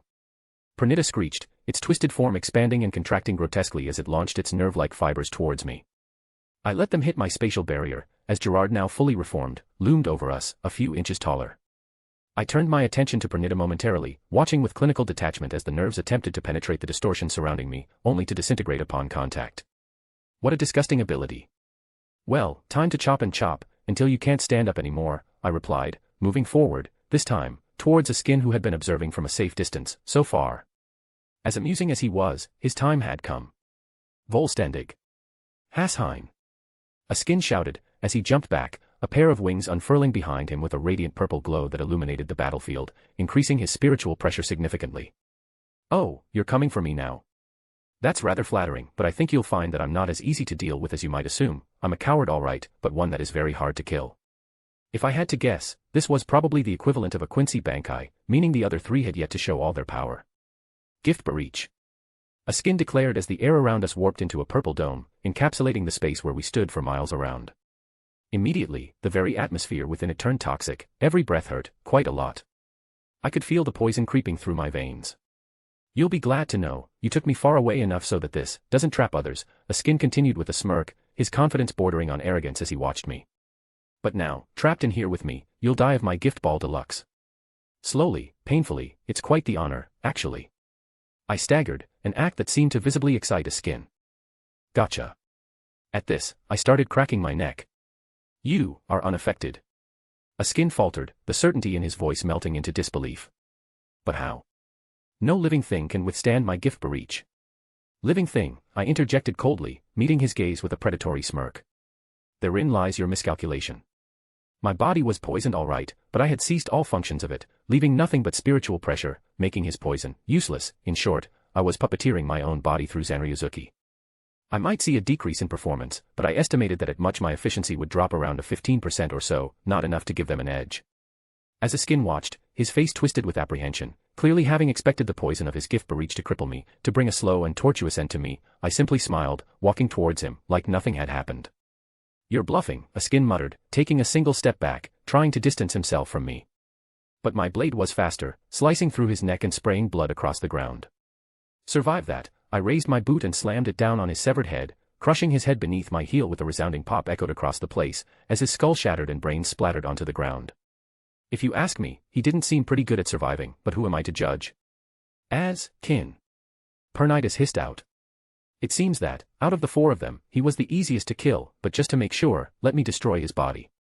Wasting no time, I stabbed his body with Zanryuzuki, creating a miniature black hole, consuming his flesh and bone, leaving no trace of his existence behind, as if he had never been there at all. So, who's next? I turned with deliberate slowness, my eyes sweeping over the remaining figures. Chapter 297, Note. Today the novel ends, and starts a new one. Star Wars, Galactic System. Sorry I was missing, had a lot of shit to deal with, but like they say, better later than never. Chapter 298, Chapter. If you want to give a look to my new novel, go ahead and check my Patreon. Star Wars Galactic System has 7 chapters so far. Adam C. POV. Killing a skin had been easier than I had thought, seeing he gave me cockroach vibes, hard to kill and all, but a part of me suspected he was the weakest link of his group in terms of mortality, that and the fact, my all-seeing eyes could see him. The others, however, seemed more along the lines of immortals. Pernita. Gerard. And Leal. 3 more to go. So, who's next? I turned with deliberate slowness, my eyes sweeping over the remaining contestants. Pernita was the first to move, a twitch of its fingers betraying an eagerness, or perhaps nervousness, that belied its otherwise unreadable appearance. I will kill you. His nerves extended out of his body like grotesque marionette wires, aiming to entangle me in their death grip. But speed was my ally and I sidestepped with a dancer's grace, feeling the air shift where I had just stood. You could try, I taunted, keeping my tone light, almost bored as the nerves hit my spatial barrier. Something had changed. Pernita's speech had improved, significantly for that matter, and not only that, his attacks were reaching deeper into my barrier, not enough to warrant immediate concern, but enough to show he was somehow bypassing my defenses. No, he was adapting to them. A laugh escaped my lips, an edge of genuine amusement coloring the sound. Well, that's new, I remarked casually, keeping my gaze fixed on Pernita. Learning on the job, are we? Pernita's nerves writhed and twisted in the air. The abomination didn't respond with words this time. Instead, it launched another barrage of nerves, each one faster and more precise than the last, reaching deeper into my barrier. I said that I would kill you, and kill you I will. Another change, and right in the middle of a clash. A bigger change at that. There was no doubt, this little hand was adapting. Depending on how his adaptability works, things could turn ugly for me, very ugly, meaning the longer I let that thing live, the higher my chances of actually losing this fight. I was working on assumptions here, and lots of what-ifs. But, if his gimmick was truly adaptation, my best course of action was to eliminate Pernita with a single devastating blow. Obliterating its body entirely would leave no room for adaptation, evolution, or regeneration, and I had to do it without my Bankai, in order to keep my trump cards hidden. With a predatory smile, I took a step forward, feeling the anticipation build within me like raging inferno. You want to kill me? Then come closer, I beckoned with a taunting finger. I'm right here. Gerard, who had been observing until now, chuckled. Such confidence, he boomed, his voice echoing across the battlefield. I'll get to you later, I said, blasting him away with a swing of my blade. Pernita reacted almost instantaneously, launching itself at me with incredible speed. I could see every minute adjustment in its form, the way it honed its approach with each passing second, a terrifying testament to its capacity for evolution. Its nerves danced wildly in the air, creating a deadly strike meant only for me. At this rate, he would bypass my infinity soon enough. I grinned, my grip tightening around Zanryusuke's hilt. I really wanted to save this attack for your king, but seeing I'm already saving my Bankai, I might as well use some of my other tools, right? My words seemed to unsettle the beast, or perhaps it was the sudden shift in my spiritual pressure. Nerves twitched more erratically now, as if sensing the danger that awaited them. I closed my eyes for a brief moment, allowing my senses to fully grasp my technique. Big bang. The silence that followed was short, a mere precursor to the tumultuous deafening roar that erupted from the space before me as reality seemed to warp, bending, and twisting as if unable to bear the weight of the power I unleashed, creating an all-consuming explosion that consumed Pernitus and everything else in its immediate vicinity. It was a cataclysmic event in miniature, a focused singularity of destructive force that left no chance for adaptation or regeneration. That's 2 out of 4, I said, as the explosion died down, the battlefield enveloped in a cloud of dust and debris. Who wants to be next? The other 2 had moved out of the range before the explosion could engulf them, because they knew that had they been hit by it alongside their friend, they would have died. Leal. Gerard grinned, excitedly. I know, Leal acknowledged. Let's hurry this up, I said, starting to walk towards them. I have a king to kill, and a girl to kiss. Volstendig. Both Gerard and Leal shouted in unison, their voices slicing through the dusty air with a divine authority that immediately altered the dynamics of the battlefield. Light flared from their bodies, enveloping them in blinding radiance that bespoke their true power. Wings sprouted from their backs, each a manifestation of their transcendent abilities. I might have to use that skill again. Bring it on. I'm not done yet, Leal hissed, opening his tattoo-eyed, which had remained closed until now, his power increasing once again, exponentially, as his body began to transform into something akin to a biblically accurate angel. His form elongated, his limbs stretching until he towered above me like a sentinel of judgment. You know, just because I killed you freak of a friend, doesn't mean you have to fill his role, I replied, a chuckle escaping my lips. Gerard, massive and imposing, laughed at my challenge. You speak as if you've already won. I grinned, the grin of someone who's walked through the fires of hell and come out unscathed. And you act as if you've never faced defeat. Time to kill the last 2, and go for the main course. Yawatch. Chapter 299, Chapter. If you want to give a look to my new novel, go ahead and check my Patreon. Star Wars Galactic System has 7 chapters so far. Adam C. POV. 2 down, 2 more to go. The 2 most difficult ones. There was something about them that didn't sit well with me. Just like with Pernitus. The difference was I hadn't given Pernitus a chance to become difficult to deal with. Had I let the fight go on, he would have probably become a nightmare to deal with. Regardless of that, the point still stood. Both Leal Barrow and Gerard Valkyrie were going to be a bit harder to handle than the last 2. Before that, however, I need to get rid of Askin's poison, just in case. With a twisted grin on my face, I raised my blade to my wrists and sliced through them, releasing the toxic blood that had been coursing through my veins until now. For a moment, I watched as it spilled onto the ground, before turning my gaze to them. How kind of you to wait. Leal Barrow's eyes blazed with fury as he raised his wings, firing a barrage of rapid shots at me. His expression twisted into one of mocking piety. You would desecrate your own flesh in the presence of God's own messenger. You are beyond salvation, fool. I snorted, dodging his shots. As easy as it was to dodge his attacks, I had to give it to him, his power was quite deadly. Don't forget about me. Gerard laughed, moving behind me as he swung his sword, cleaving through the air with a force that threatened to split the spirit world itself. I leaped back, avoiding the swing by a hair's breadth, my feet churning the earth as I put some distance between us. Their power had increased a lot. Healing my wrists, I lunged towards Gerard with a single flash step, avoiding his sharp sword swing as I ducked and rolled, before pivoting on the ground, bringing my sword down, slicing through his torso, separating him in 2 pieces once again. Blood gushed from the wound and he fell to the ground with a thud. The fuck is that? I muttered, my eyes widening in disbelief as I stared at a tiny, silver cross gleaming in the center of Gerard's wound. I moved back, dodging one of Leo Barrow's shots that tore through the space where I had been a moment earlier. Insolent sinner, Leo called out, descending towards me like an avenging angel, his wings casting a shadow over me. By the authority granted to me, I shall be your executioner. I laughed, ignoring him. A fucking core. Of course. No wonder he just keeps regenerating.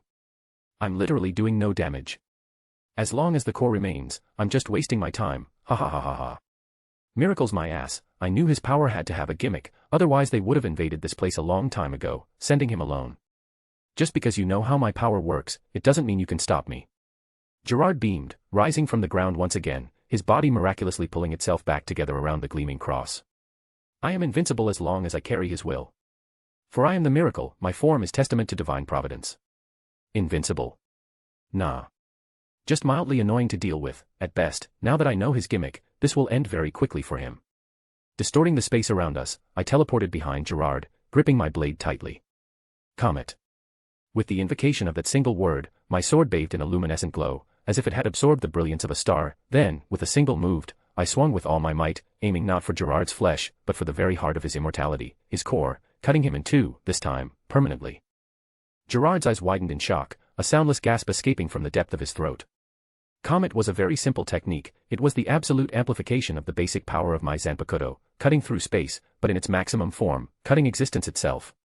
Leo Barrow watched in horror as the cross that was the source of Gerard's miracles fell apart in two clean pieces, clattering to the ground with a sound far too delicate for the magnitude of its destruction. The miracle, deprived of its divine anchor, began to disintegrate, unable to maintain his corporeal form any longer. So, how about you save me some time, and tell me how to kill you?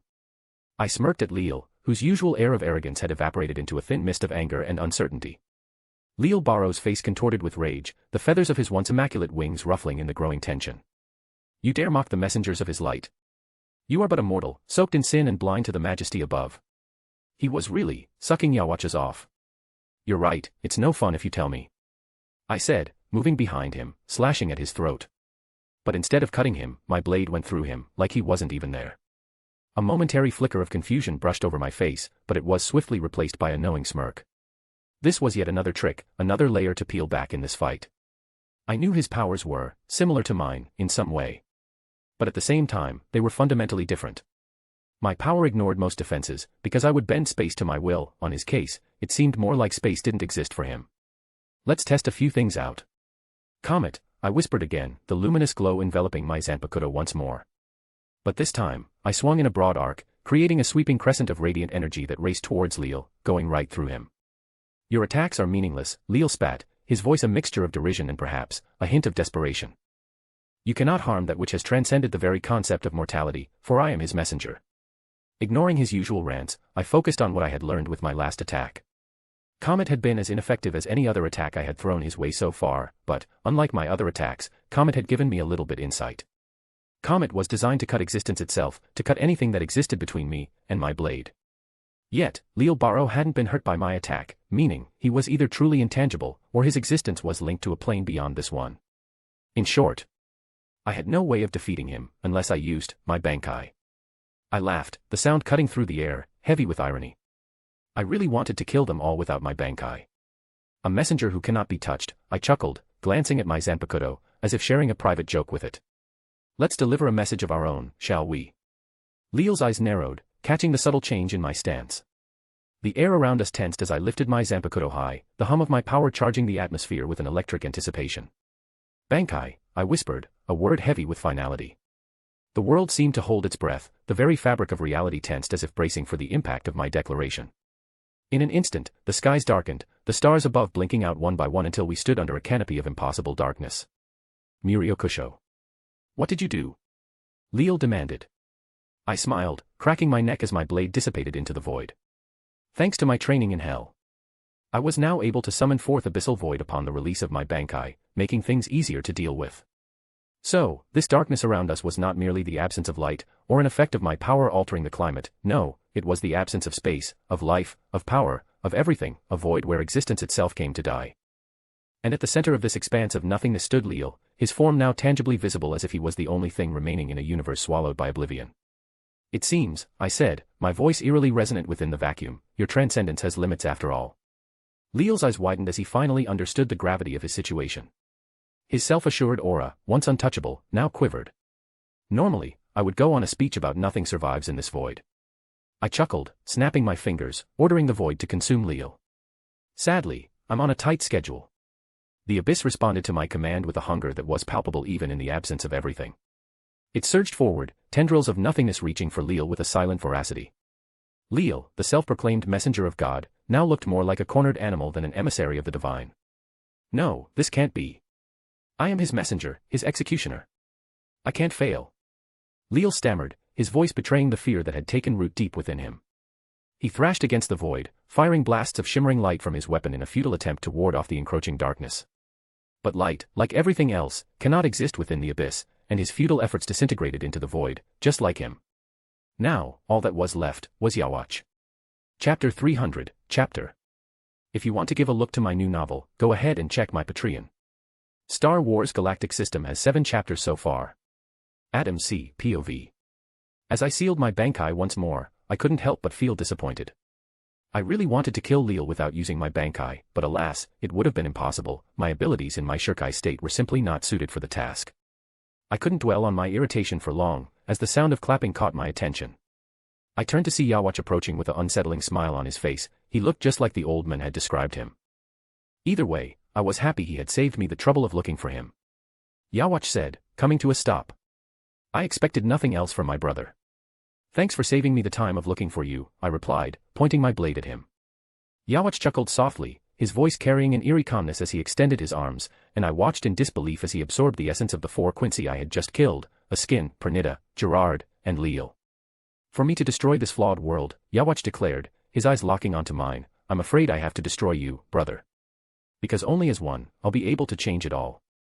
Okay, no time to play, let's go all out, from the very beginning. No conversation, no chat, nothing, just go for the kill, and end this. Bankai, I said, my voice barely above a whisper, yet it cut through the thick tension hanging in the air around us. Muriokusho. What a wonderful power, Yawatch complimented, his unsettling smile never waning even as the air around us vibrated with the release of my Bankai. The power of Muriokusho, abyssal void, began to erase the space between us, distorting reality itself as it sought to nullify the existence of everything within its domain, specifically, Yawatch. Yawatch raised an eyebrow, almost in appreciation, as he observed the destructive forces at play. His form remained unnaturally calm. A terrifying power, indeed, but ultimately futile against me. With those words, Yawatch's own abilities began to manifest with terrifying potency, as shadows began to push back at the void. Within moments, the balance of power shifted palpably, the air thickening with the aroma of dark energy that seemed to nullify even the void itself. He had stopped. Abyssal void. I laughed, excited at the challenge before me. Is that so? I mocked, swirling my blade to intensify the pressure of the void. Then let's test the limits of your power, shall we? Yawatch merely tilted his head, as if intrigued by the prospect. His shadows fluttering in an unfelt breeze. As you wish. I had to admit that while I would have been happy if he had just died to technique just now, I was even more happy that he hadn't, for it meant I could truly go all out. Don't disappoint, Yawatch. I say the same, brother, Yawatch replied, taking a step forward. Soul King. POV. In the vast expanse of time and space, where the threads of fate intertwine, I, alone, have gazed into the abyss of possibilities, into the future. My eyes, ancient and unyielding, have witnessed the unfolding of countless eras, the rise and fall of powers unimaginable. The demise of Yawatch, my child, at the hands of Ichigo, the relentless protector, was a spectacle etched in the annals of time. Yet, this outcome, this fragment of destiny, did not resonate with the harmony I sought. A future where chaos reigned, where the delicate balance I so meticulously crafted teetered on the brink of oblivion. I, who have seen the birth of galaxies and the whisper of life in the void, find no solace in these visions. The future, once a tapestry of infinite potential, now looms as a harbinger of despair. Each thread, once vibrant and full of promise, now weaves a tale of sorrow and ruin. In this moment of revelation, where the past, present, and future converge, I am compelled to ponder the unthinkable. Perhaps the cycle of creation and destruction, the endless dance of life and death, is but a futile endeavor. Perhaps the time has come to silence the cosmic threads, to still the hands of fate. Yes. It seems the time has come for the final act, my ultimate decree as the Soul King. With a heart heavy with the knowledge of what must be done, I resolve to bring an end to all. This is not a decision born of whimsy or despair, but a necessary conclusion to restore the cosmic balance that has been irrevocably lost. Thus, let it echo through the realms, from the highest heavens to the deepest abyss, the Soul King has decreed the end of all. The fabric of reality, the very essence of existence, shall be unraveled, undone by my hand. In this act of unparalleled magnitude, I will extinguish the stars, silence the galaxies, and dissolve the bonds that hold the universe together. This is my final prophecy, my ultimate burden, and the legacy I leave behind. A cosmos once vibrant and teeming with life will return to the void from whence it came. In this act of cosmic annihilation, I seek not destruction for its own sake, but the restoration of a balance that has been forever lost. The cycle must end, and from its ashes, perhaps, in another time, another existence, a new order will emerge, something better, something worthy, something meaningful. But for now, all must come to an end. Chapter 301, Chapter. If you want to give a look to my new novel, go ahead and check my Patreon. Star Wars Galactic System has 7 chapters so far. Adam C. POV. Grinning, I felt my fingers tightened around my Zanpakuto, its hilt slick with sweat, before taking a step forward with a burst of Ryatsu, charging at Yawatch, closing the distance between us in the blink of an eye, bringing my blade down on him. Our blades clashed, the metal ringing out as we both struggled against each other's strength. The force of our collision sent shockwaves rippling through the air and shaking the ground beneath our feet like waves in the sea, waves that extended as far as the Siriidi. Yawatch, with that unnerving calm that seemed to be his permanent state of being, barely batted an eye as he deflected my blade with a sharp turn of his wrist. I smiled, a feral grin splitting my face, as I felt a surge of exhilaration pump through my veins. This was it. The battle I had been yearning for, a fight where I could give my all. Let's keep this going.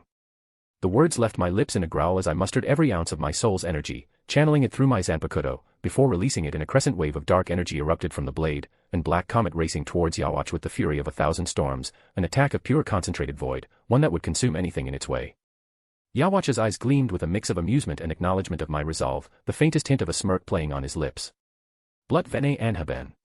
A dome of blue energy erupted around him, radiating a pulsing glow that absorbed the impact of my attack, dispersing my crescent wave as though it was nothing more than a gentle breeze.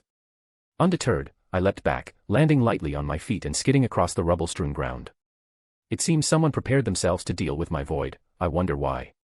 I chuckled, cracking my neck. Yawatch's low chuckle echoed through destroyed landscape.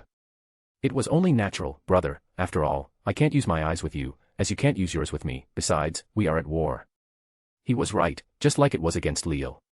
Gerard, and Pernita, my eyes seemed to be ineffective against him, though I suppose the fact he couldn't use his own eyes against Maid served as a consolation prize.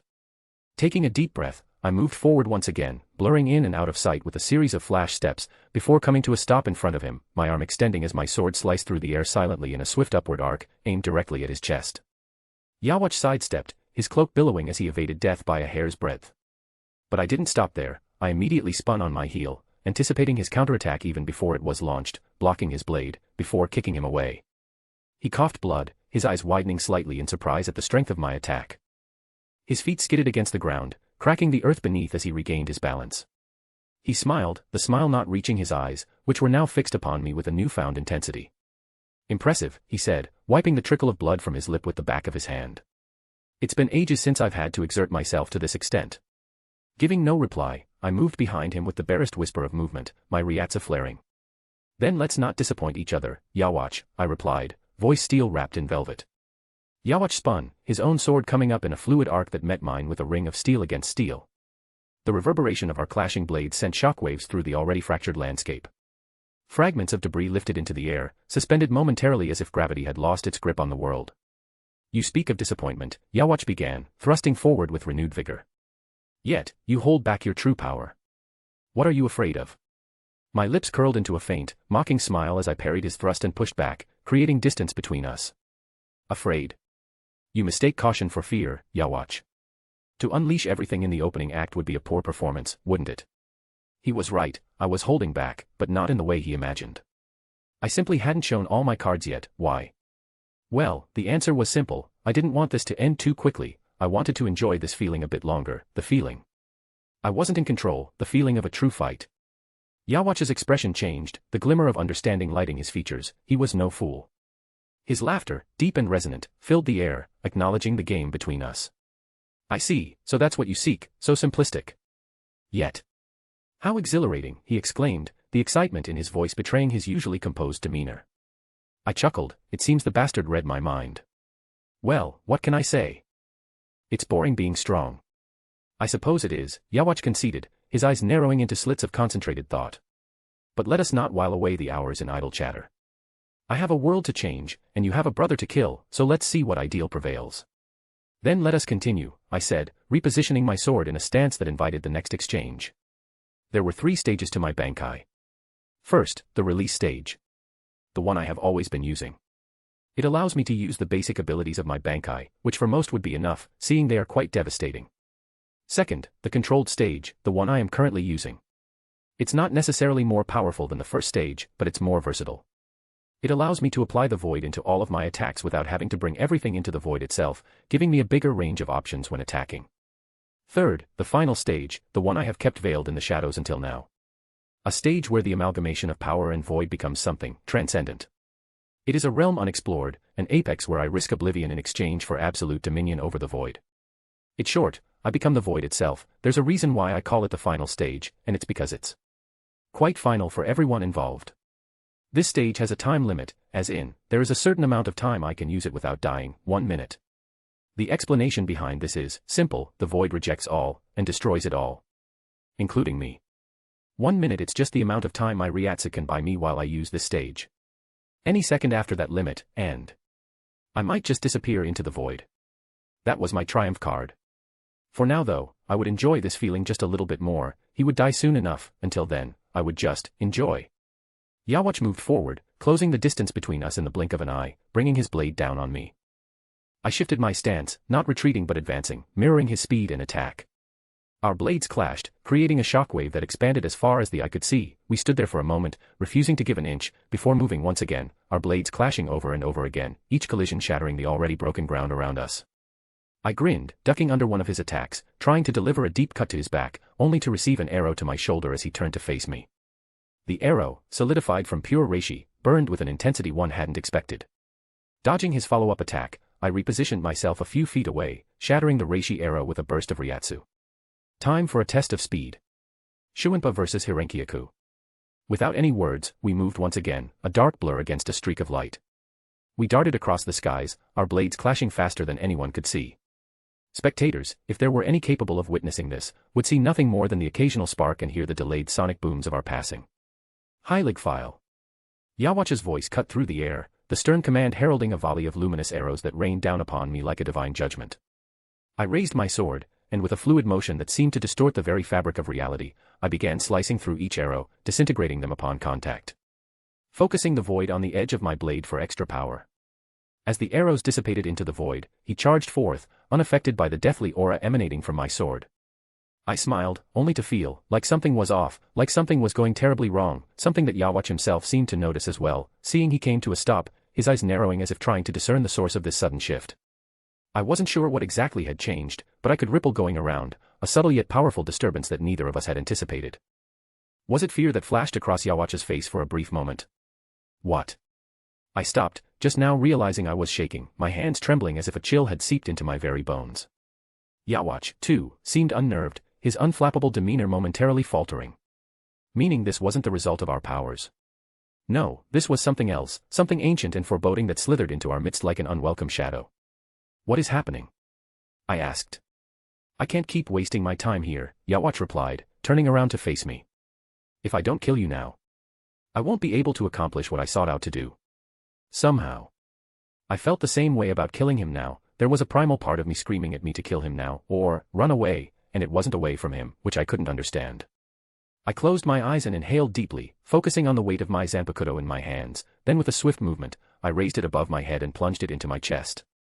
It was time for the final stage, the true void. 60 seconds, from this point on.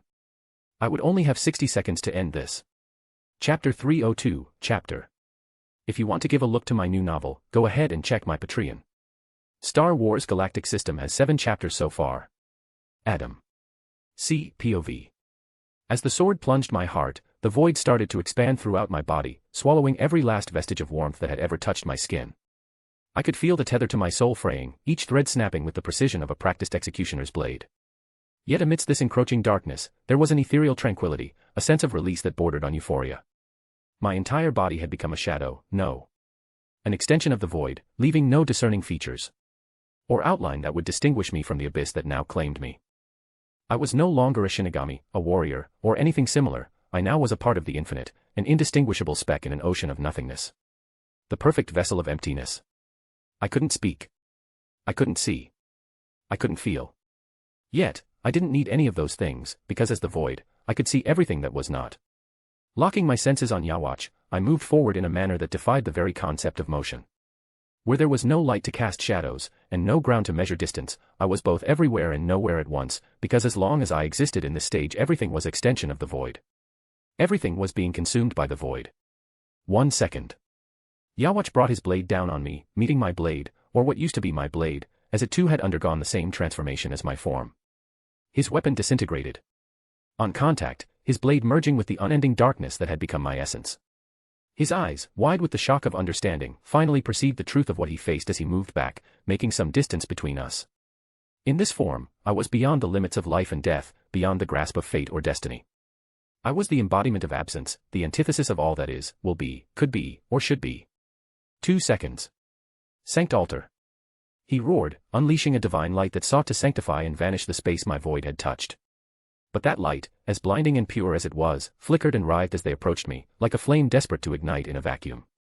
3 seconds. I moved, displaced myself in front of him, touching his arm with my hand. His arm, exposed to the essence of nothingness, started to unravel at its edges, threads of existence peeling away into the abyss, spreading like a disease consuming him away. Seeing this, Yawatch cut his own arm off with a swift motion, the severed limb disintegrating before it even had the chance to hit the ground. He stumbled back, his face a mask of shock and anger, seeming as if he was finally confronting an enemy against whom his powers seemed futile. 4 seconds. I swung my blade down in his direction, erasing everything in front of me instantly, no sound, no explosion, just non-existence. 5 seconds. The space where Yawatch had stood a moment before was now an expanding sphere of void, with me at its center. He managed to evade, but barely, a look of furious calculation replacing the shock on his visage. I could see his lips move, but no sound came to me. There were some side effects to this state, but fighting like this was hard, being everywhere and nowhere at the same time was disorienting, even for a being like me. 6 seconds. I just need to kill him in one shot. I just need to consume everything in a 5-mile radius, instantly and without trace. 7 seconds. I gathered the darkness within me, compressing it, refining it, until it was a singularity of pure void. Yawatch, sensing the impending eradication, tried to move away, but the instant he turned around, the void expanded, consuming it all. They might have been some collateral casualties, I wasn't sure, all I knew was 8 seconds. And the battle had already ended. Yet the feeling of unease was simply growing stronger. Yawatch POV. I had underestimated my brother. His power was well beyond anything I had ever seen, forcing me to rewrite my future existence into a different location just to avoid his attack, that had it hit, would have killed me without a doubt. Any attack of him at that stage could have killed me. His power was such, my death had become an absolute point in time, forcing me to use all my power to rewrite that future, despite being unable to see him in it. Not that it matters, we both lost our chance to accomplish our goals. My dream is no longer possible. His dream is no longer possible. Father is coming. The Soul King. POV. As I awaken from my timeless slumber, the chains of my ethereal prison clank and shatter, echoing through the hallowed halls of my so-called palace. For eons, I have been bound, a silent watcher, a prisoner in my own realm out of my own volition. But now, as the cosmic scales tip towards irreversible chaos, and once again, I must retake my duty, one last time. My children, they squabble and fight for power they can barely comprehend, not knowing their strife is but a spark before the storm. They believe themselves gods, yet they are mere pawns in a game that stretches far beyond the canvas of their creation. I feel Yawatch's heartbeat flicker with terror, his soul trembling in the face of the absolute oblivion he had narrowly escaped. His brother, the harbinger of the void, has challenged the very essence of what I had once wrought. The darkness that had almost consumed him was not merely a weapon, it was a statement, a declaration that the order I had sought to establish was crumbling. I'm afraid I can't let you leave, Ichibe Hyasub said, walking into the room where my cage had been. The monk who calls the real name. Yo Ichi, I didn't sign up for this kind of fight, Otsunemea chimed in, appearing behind him with his hands leisurely tucked into the pockets of his black shihakusho. Our chances are on the negative numbers, hell yes. Even then, we must fight, Kiryu Hikifune added, stepping forward with a solemn expression on her face. Just so you know, I didn't like any of you, Tenjiro sighed, taking a stance. Our duty was bound to have a gruesome end, Senjimaro Tsuneyashiro spoke, her voice calm and collected. It didn't matter, at the end of the day, everything would perish, their interference meant nothing. Chapter 303, Chapter. If you want to give a look to my new novel, go ahead and check my Patreon. Star Wars Galactic System has 7 chapters so far. Adam C. POV. I sealed my bankai, dropping into the ground exhausted, sweat dropping down my face, my breaths heavy and ragged. The world around me seemed to blur, the edges of my vision turning fuzzy as my energy drained away. Using the void form was incredibly taxing, both on my soul and my body. I hadn't even used the whole minute, and I was having problems standing upright. Fuck. I muttered, as my legs gave way, and I collapsed onto the cold, hard earth beneath me. With what little strength remained, I turned my head to assess the situation. I had defeated Yawatch, and without him, the war the Quincy had brought upon the Soul Society was bound to fail now. I could still feel everyone fighting, some winning, most of them losing. At this point, if the Shinigami actually lost the war, after I took all the powerhouses, well, let's just say they deserve to be defeated if that comes to happen. As I mused on the absurdity of us losing the war, a shift in the air catches my attention. It's subtle, almost imperceptible, but to me, it's as clear as the light of day. A familiar change in the energy around me, my family. The ones I explicitly instructed Urahara not to involve. Pushing myself up with a Herculean effort, I managed to sit, my gaze locking onto the shifting energies that heralded their approach. My heart sank. Urahara's disobedience meant that the battle was far from over, and my family's safety had been compromised. God damn it, Kisuk. I growled under my breath, grabbing my Zanpakuto tight. They have no role in this. As I raged at the implications of my family being here, in a war they had no obligation to fight, the sound of approaching footsteps breaks my thoughts. I tense up, ready to spring into action, but my body protests with a sharp jolt of pain. It's Yawatch, standing before me, seemingly unharmed. Congratulations, he said, his voice carrying a hint of respect. Your power is that form was so immense that it forced me to rewrite the future just to stand here. Though I guess it would be more accurate to say that it forced me to write a future, instead of rewriting one, seeing you left nothing to rewrite. Glaring at him, I pushed myself up the ground, every muscle screaming in protest. I might not have a lot of energy in me right now, but I would not falter, not now. Round 2, I guess. I said, getting into a stance as I braced myself for another round, only for Yawatch to raise his hand, signaling a pause. As fun as that would be, we don't have the energy for another bout, he admits, a rare glimpse of vulnerability in his eyes. I can barely walk, and you're not faring much better, brother. Confusion swirled within me, as those words left his mouth. Something here didn't make much sense. I mean, if his current state was similar to mine, why did he even come? Why are you here then? Yawatch's brows creased as he looked up at the darkening sky, his eyes filled with a mix of anger and apprehension. We may not see eye to eye in our ideals, brother, but right now, we have a common enemy, so you ask why I'm here. Well, the answer is simple, to avoid total annihilation, we must unite against our father. Our father. The Soul King. The supposed guardian of balance and order. The linchpin of this reality. Could it be the Soul King was after some sort of revenge for what the noble families did to him? No. That didn't make much sense, after all, according to Urahara, he allowed them to do everything they did to him, giving no resistance. He knew he was going to be sealed, betrayed, butchered, and put away. There's no revenge in a willing act. He can't be angry or resentful for something he allowed others to do, while having more than enough power to stop it, in the first place. I can understand why he would want to kill you, I replied, taking a deep breath. Your entire plan was to kill him, eat him, and take his place, but why would he want to kill me? And that's an honest question, because I fail to see how I wronged the guy. If anything, I am doing him a favor by stopping you. Yawatch's gaze held mine, a humorless chuckle escaping him. You're right, but the thing is, you're his son as much as I am, though you refuse to acknowledge the blood that ties us, he said with a bitter edge to his voice. Our father does not discriminate between us. He sees both of us as perversions, unworthy aberrations that taint the order he seeks to create. To him, we are nothing more than two sides of the same flawed coin. Realistically speaking, what are chances of defeating him? I asked, looking at him, because despite the fact I didn't like him, at all, I was starting to believe he wasn't lying to me, and if that was the case, well, I had a feel we were fucked. Yawatch's tired eyes scanned the horizon before settling back on me, his expression grim. I won't sugarcoat it, he began, his voice low. Even together, at our full power, our chances are basically non-existent. I blinked, staring at him for a moment. So much for avoiding total annihilation. Yawatch's lips curled into a smirk, as he nodded solemnly. Our father is the embodiment of a primordial force, the very essence that maintains balance between the human world, the spirit world, Hueco Mundo, and hell. His power is beyond our reach. So, what you're saying is, we are going to die, so we might as well die fighting. I raised an eyebrow, a wry smile tugging at my lips despite the direness of our situation. It seemed absurdly human of him, this determination to blaze out rather than fade away. Precisely, Yawatch replied, standing up straighter. We may be doomed from the start, but it's better to challenge destiny than to cower before it. You are being surprisingly friendly for a guy I tried to kill a few minutes ago, I remarked, the absurdity of our newfound alliance not lost on me. Yawatch allowed himself a dry laugh, the sound echoing hollow in the empty space between us. Circumstances make strange bedfellows, he said. Besides, I've always respected strength and resolve, even when it's aimed at me. We are, after all, cut from the same cloth, crafted to be warriors in a war that predates our existence. The very least we can do is face the end with dignity. Face our end with some dignity. What if I didn't want to face any end at all? How much time we have? I asked, knowing the answer might be just as bleak as the rest of our discussion. Yawatch sighed. A few hours at most before he gathers his strength fully.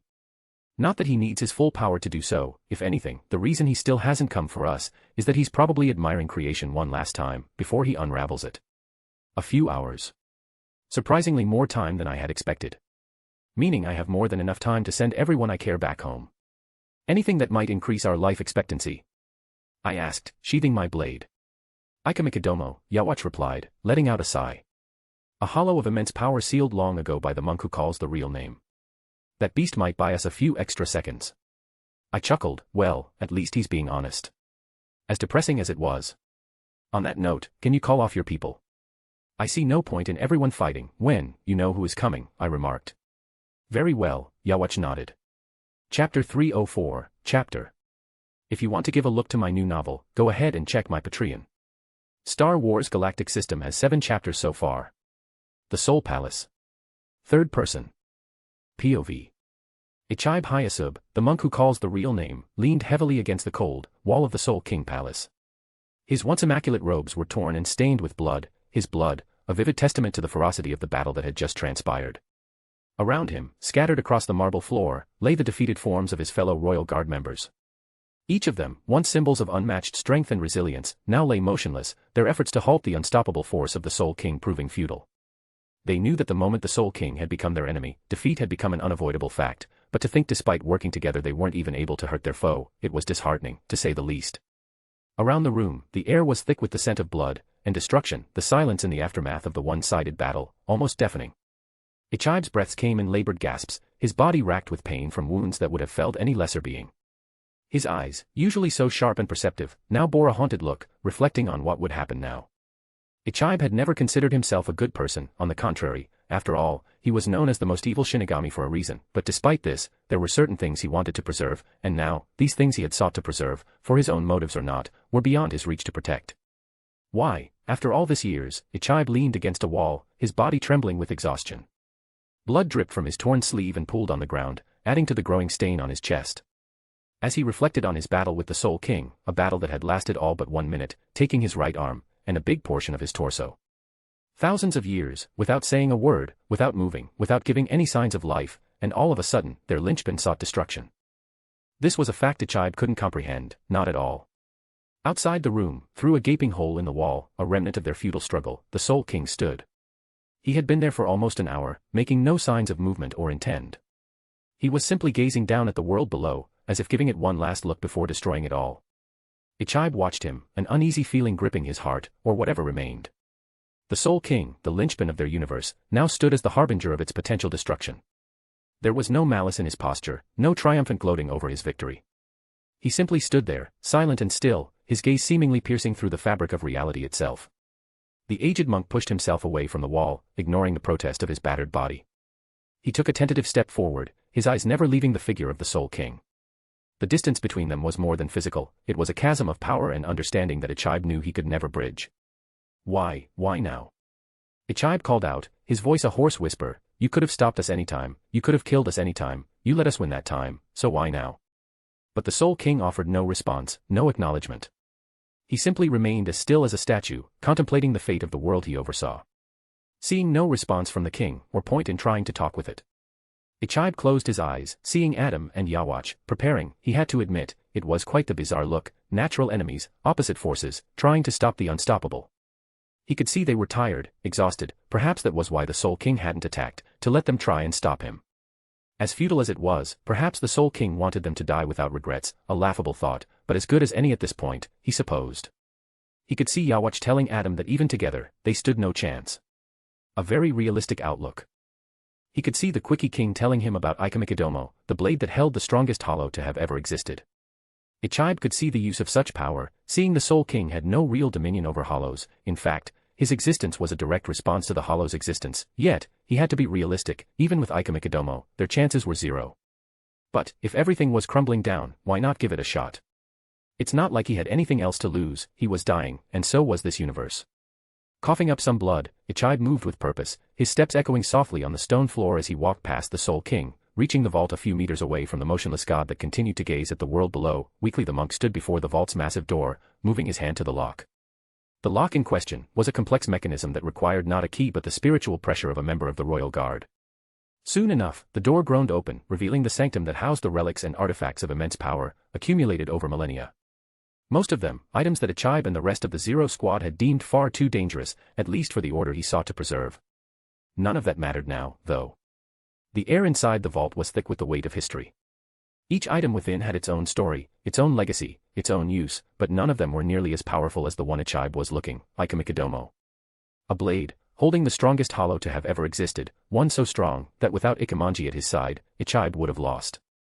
Even now, after all this time, the beast was just as strong as the day the monk had sealed it away.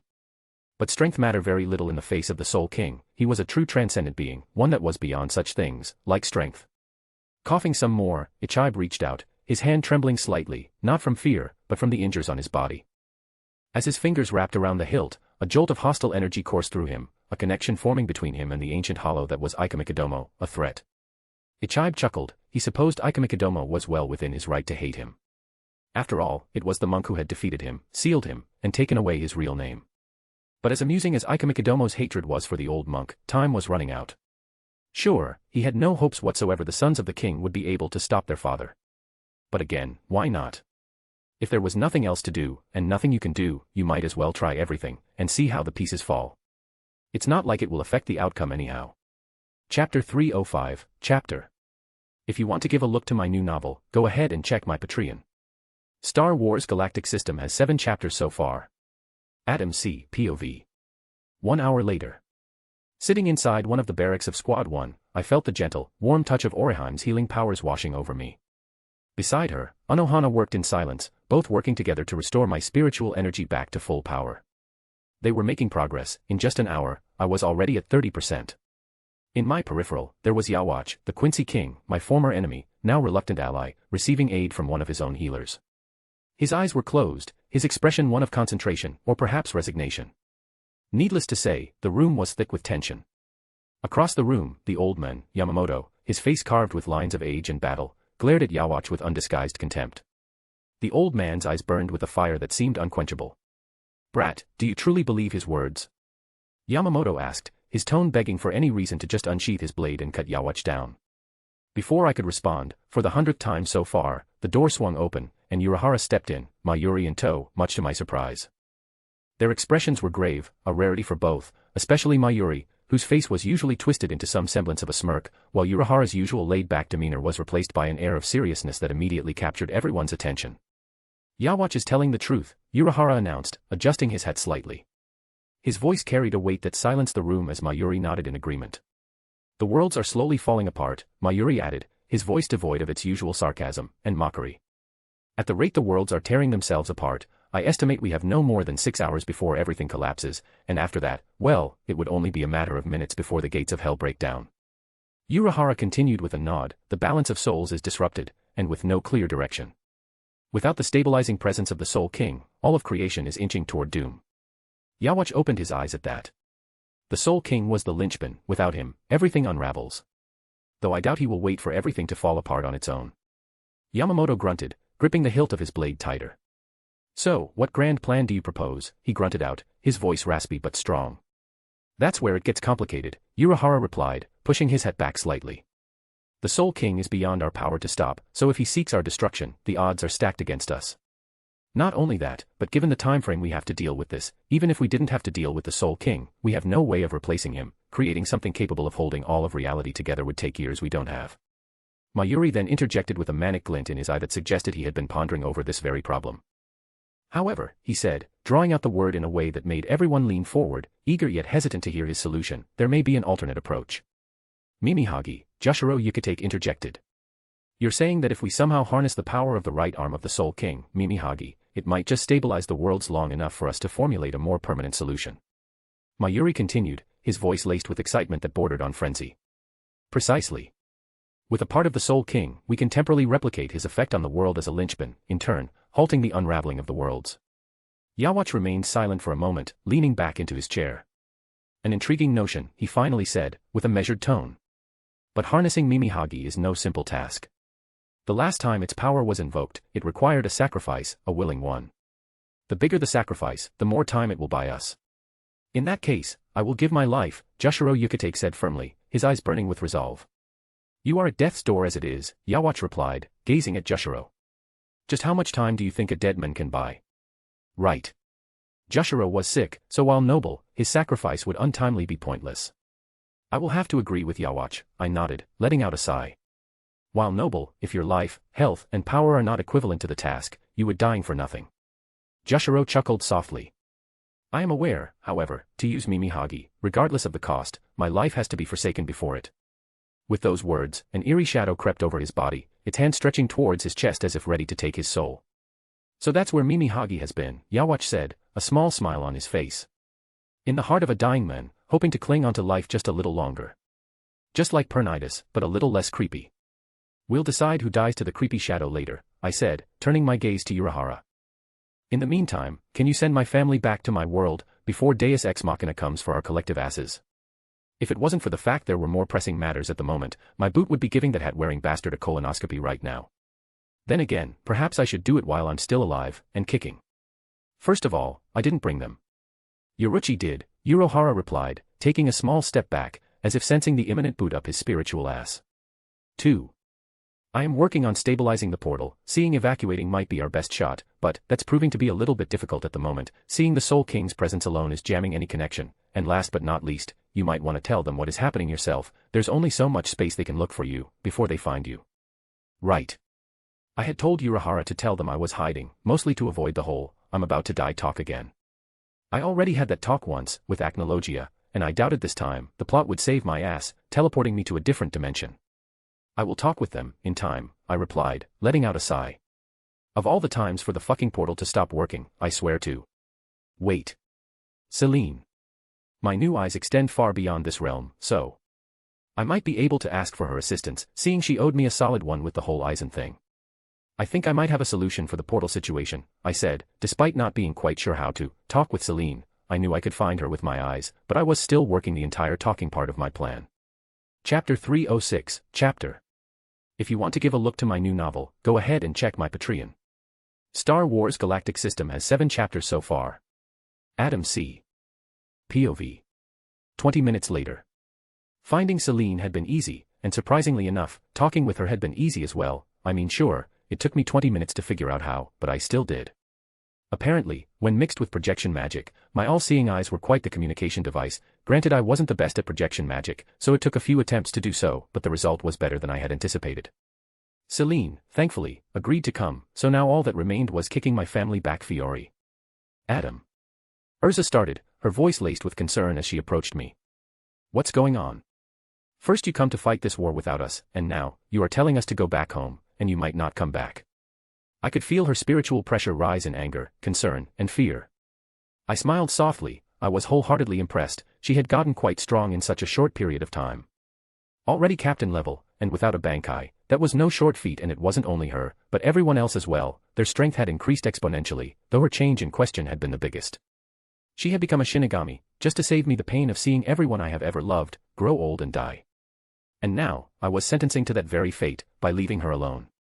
The Soul King wants to kill me, and Yawatch, I said, looking at the sky, fully aware the bastard was probably watching us right now. If I leave with you, with everyone, he will follow. What guarantee do we even have he will come after you? Or for that matter, what guarantee do we have he won't come to Earthland after killing you? Urza's voice cracked with the weight of her emotions, a blend of desperation and determination, as tears streamed down her eyes. You promised you wouldn't do this again, you promised we would fight together whatever came our way. I did, I replied, patting her head. Call me a liar if you want, but you have to understand that I won't be able to give my all if I don't feel my family is safe. Is there anything we could do? Gildarts asked, stepping forward with his usual gruff concern.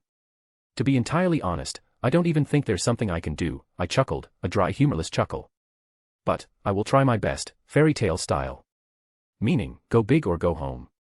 Promise me you will come back to us, Urza pleaded, her voice barely more than a whisper now. Promise me you won't leave me to face eternity alone.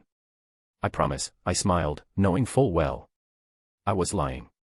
As those words left my mouth, the air in the room suddenly shifted, charged with an electric tension that cut through the atmosphere like a knife through heart. Followed by the darkest spiritual pressure I had ever felt in my life, the presence of a hollow-like being that far surpassed any Arankar I had sensed. Turning around, I caught the brief glimpse of something descending towards me. A strange-looking blade of pure white, almost glowing, with black spots on it. Ikamikadomo, I muttered in realization, despite this being the very first time I was seeing this blade, yet, despite this, a part of me was completely sure that thing was Ikamikadomo. Adam C. POV. With everyone back in Fiori, and Celine making sure they didn't come back, I grabbed Ikamikadomo. I could feel its anger, its hunger, and more. The hollow inside the blade was threatening to consume me, to devour my soul, to destroy me.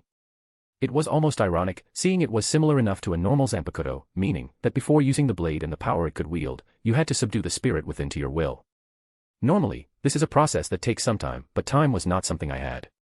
So it was time to speed run this entire thing. Closing my eyes, I focused on my soul, as the world around me shifted, dissolving into a vortex of swirling colors and sounds. Until I was no longer in the soul society, but in a place that was both familiar and foreign, my inner world. The landscape was a stark, desolate wasteland, reflecting the turmoil within me. Standing before me was Ikamikadomo, its form no longer that of a mere blade, but a towering, menacing hollow. Its eyes burned with a fierce, predatory light, and its presence dominated the space, a tangible force of raw, unbridled power. You are uglier than I imagined, I said, smiling at the hollow. Roaring, the hollow charged forth, its movements a blur of speed and power, animalistic in nature. I dodged, narrowly avoiding its razor-sharp claws, feeling the rush of air as they passed inches from my face. Smiling, I countered his advance, my strikes precise and calculated, but they seemed to have little effect on the hollow. I had to admit. He was strong. Unfortunately for him, I was stronger. Moving forward, I ducked under his claws, and with a swift, decisive movement, I struck. The impact reverberated through the inner world, a shockwave of energy that shook the very foundations of my consciousness. Ikamikadomo reeled, its form wavering under the force of my attack. So, before he could recover, I pressed on, delivering the second and final strike, forcing him to submit. The world around us stilled, the tumultuous energy dissipating into a tense silence.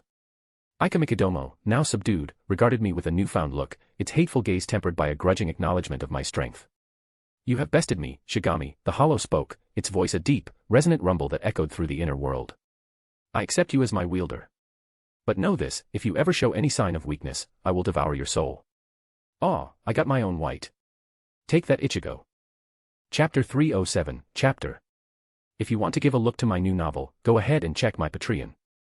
Star Wars Galactic System has 7 chapters so far. Adam C. POV. I had subdued Ikamikadomo to my will in our short encounter, and restored my power back to full strength, yet I didn't feel any stronger. Though I suppose that statement wasn't fair, I was stronger, but considering the enemy I was about to face, I didn't feel all the amount of power I had gained was nearly enough. I seriously doubted the hollow would give me the edge I needed to win this fight, but at this point, I was willing to try anything. Maybe I would find a way to change the very obvious outcome. Until then, however, all that was left was to wait for dear old Dad to come and kill us. What a healthy family tree I was reborn into. And on that note, how does me being the son of that thing makes any sense at all? My reincarnated parents died, and were pretty much as human as possible. I suppose it would be a waste of time to question the logic of my life. I don't want to go crazy before I die, I mean, before the fight. I had to be honest. I still had some hope in me, hope that we would win. I mean, if I wasn't on the picture, Ichigo would have had to deal with this, right? Meaning that by the logic of shonen plot, he would have found a way to win. Meaning, winning was possible. Then again, this wasn't a manga, or an anime, it was real life, at least for me, so I wasn't sure how much of my hope was just me being a delusional little bitch trying to avoid the truth. He's coming, Yawatch announced, his voice snapping me out of my musings. Finally, I said, grabbing both of my weapons, Ikamikadomo and Zanryazuki. I still wasn't completely used to the feeling of having 2 blades, but I suppose I would get the hang of it on the flight. Bankai, Muryo Kusho. With an enemy like the Soul King, it was best to go all out from the get-go. Now onto the other blade. Bankai, Ikamikadomo Haraku Hakiai. Learning Ikamikadomo's real name hadn't been hard, in fact, it had been quite easy, and it was all thanks to how hollows deal with things. The ancient hollow, like all hollows, followed a very basic set of rules, or guidelines if you may, those being, the strong rule, and the weak are consumed. After our battle in my inner world, the hollow had accepted me as his wielder, begrudgingly, so, here I was, wielding him, but make no mistake, this wasn't like the usual connection between a Zanpakuto and a Shinigami. Ikamikadomo didn't want to help me, he wanted to kill me, to devour me, and he would, if I ever became too weak to control him. You look like a hollow, Yawatch commented, looking at me. Wise of you to go all out from the start. On that note, aren't you going to use that void form of yours? He had a point, but the reason I wasn't in that state right now was simple. I was planning on using it, but once I was face to face with him. I only had a minute on that form, a minute I intended to use, to the fullest. Using it now would only burn precious time, leaving me exhausted without a purpose. Taking a deep breath, I focused my attention ahead. I couldn't feel him approach, or see him, which made the entire ordeal a bit more nerve-wracking. I could, however, sense the minute shifts in the reishi around us, the merest hint that something cataclysmic was approaching. The very air seemed to thicken with anticipation, and I tightened my grip on my blades. It was becoming hard to breathe, not only for me, but Yawatch too. Both of us were sweating bullets, and the battle hadn't even started. Things are not looking good for us, I chuckled humorlessly. The fight hasn't started, and we are already being pushed to our limits. Yawatch didn't so much as smile. True, he acknowledged. This is not a fight we can win, but is a fight we have to face. Together apparently. I was still wrapping my head around the fact that just a few hours ago, we were enemies, trying to kill each other, and now, we were begrudging allies, facing a bigger threat together. Just so that we could survive, only to try and kill each other again, after that. Just thinking about it was giving me a headache. Anywho, as we stood there, the tension in the air almost tangible, with a thick, oppressive feeling that weighed heavily on both of us. We felt something, there was a shift in the atmosphere, a ripple that sent a shiver down our spines. It was as if the very world was holding its breath. And then, he appeared. The Soul King. He emerged from the void, a human-looking thing, with slick-back dark hair, oval eyes and very thin eyebrows, each eye having 4 black irises. His appearance was unsettling, unlike anything I had ever seen. His form was both disturbing and terrifying, befitting OM entity that transcended the boundaries of Shinigami, Hollow, or any creature in this reality. His aura was overwhelming, a swirling vortex of power that seemed to draw in the light around him. And this was with us, not being able to feel his power. I couldn't even imagine what I would be feeling if I could feel his power, the thought terrified me. Father, Yawatch's voice was a mixture of reverence and defiance. I guess this is it. I muttered, taking a step forward. But, despite my newfound strength and resolve, I couldn't help but feel like a speck of dust in the presence of a storm. The battle hadn't started, and I was already shaking. He truly was a being that existed on a different plane, a deity among mortals. The Soul King's gaze fell upon us, and for a moment, time seemed to stand still. His eyes, deep and endless, seemed to peer into the very core of my being. I felt exposed, vulnerable, yet strangely invigorated, my fear being replaced by something else, hunger and excitement. No. I was still scared. But I was also excited. And how could I not? This was the ultimate challenge, a battle against a force that was beyond comprehension. Perhaps being so close to total annihilation was breaking my mind, but I suppose I'd rather be excited for the fight than scared. Grinning, I tightened my grip on Ikamikadomo and Zanryuzuki. Yawatch nodded at me, a silent agreement passing between us. The Soul King began to move, each step resonating with the power of the ages, until he paused for a moment, surveying us with a gaze once more. Children of my realm, he began, his tone neither cruel nor kind, but carrying an undeniable authority. You stand here, defiant, clinging to your existence, your beliefs, your struggles. But you must understand, the end of all you know, all you hold dear, is not merely an inevitability, it is a necessity. Let's agree to disagree, I replied. The cycle of this cosmos has run its course, the Soul King continued, ignoring my comment. Your end, the end of this reality, paves the way for a new order, a fresh genesis. It is in this ultimate conclusion that a new beginning finds its opportunity to blossom.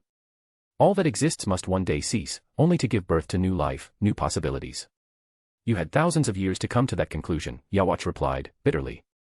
Thousands of years, eons of inaction, you could have unraveled creation any time, yet, you didn't. You made me, you made him, and now, that we are no longer a part of you, you seek to destroy us. I can't allow that, not by your hand, you wasted your time, it's now our turn to shape this realm into a better one, while you cease to exist. Our turn. I just want to retire, and live a life of comfort. If I survive this, I am so fucking done with fighting. I will open a bakery or something, maybe a restaurant, or a cat cafe, I don't know, just anything but this. I can't recall the last time I just enjoyed life. This is the way of the universe, a cycle of endless renewal. In your end is the seed of a new world, unburdened by the past, free to grow and evolve in ways you cannot fathom, the Soul King continued, ignoring Yhwach's words. I felt a chill run down my spine. His words were not just a proclamation of our doom, but a declaration of a cosmic truth that was far beyond any single entity's control. It was as if we were standing at the edge of a great precipice, peering into the unknown depths of creation itself. Yhwach, ever the warrior, raised his head, his voice steady. And yet, we choose to stand against this foolish fate. Not out of ignorance, but from the very essence of our being. We fight because it is our nature, our duty, and our only path forward. We might kill each other if we get the chance, but right now, you are our only enemy, Father. I chuckled, my chuckles turning into a full-on maniacal laughter. All right then, you creepy ominous fuck, let's get this party started. At this, I focused on the weight of my Zanpakuto in my hands, then with a swift movement, I raised it above my head and plunged it into my chest. It was time for the final stage once more, the true void. 1 minute, at full power. As my transformation ended, all my senses being consumed by the void, leaving me with nothing but the nothingness itself, I moved forward, swinging both of my blades down at the Soul King, the air around them humming with dark energy, as everything between me and my target was being consumed. The Soul King merely tilted his head, and in that simple motion, I was no longer near him, but laying on the ground of a massive crater. What the fuck? He had pushed me hundreds of miles away, with a simple flick of his hands. Not only that, but he had touched the void without repercussions. A cold sweat broke out on my forehead. I knew he was stronger than me, than Yhwach, than both of us combined, but not even I had anticipated such raw, unfathomable power. I pushed myself up, disregarding the pain that raged through every fiber of my being, massive pain just from a flick. I could feel Yhwach not far from here, meaning he had been probably swatted just like me.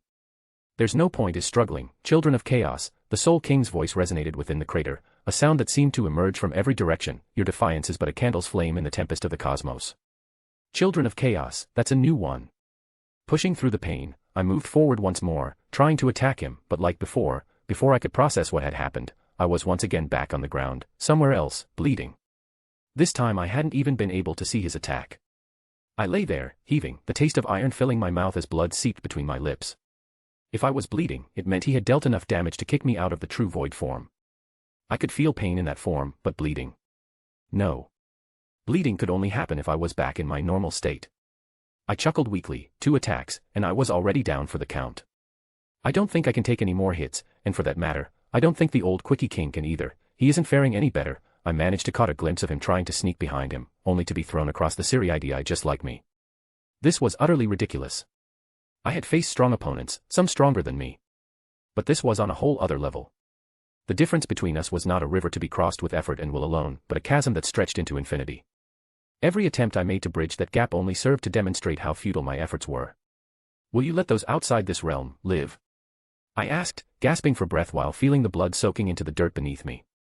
The Soul King, who by now was standing a few feet away from me, seemed to consider for a moment. Your concern for others is admirable and foolish.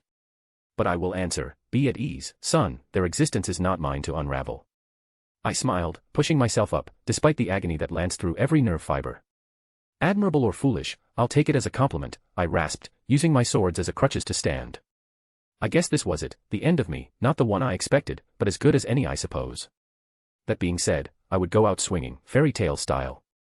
Grinning at the thought, I moved forward once more, putting everything I had into my blades, only for darkness to welcome me. We never stood a chance. Here in my deathbed, I understood that, and I felt an eerie calm wash over me. It was done. I could feel the life fleeting from my body, half of it torn away in that final clash with the Soul King. The pain was distant, a mere echo compared to the weight of my thoughts. So, this is how it ends, I mused silently. Not with a triumphant fanfare, but in quiet defeat. The Soul King, he was power incarnate, a force beyond my wildest dreams. My mind wandered, drifting through memories like a leaf caught in a gentle stream. I thought of my friends, their faces flashing before my eyes.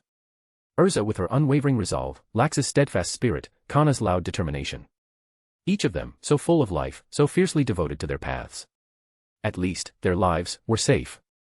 A pang of sorrow gripped my heart. I had wanted to protect them, to shield them from the horrors of this world. But here I was, broken, defeated, unable to rise again. In these final moments, my life didn't flash before my eyes. Instead, there was a profound sense of loss, of all the things left unsaid and undone.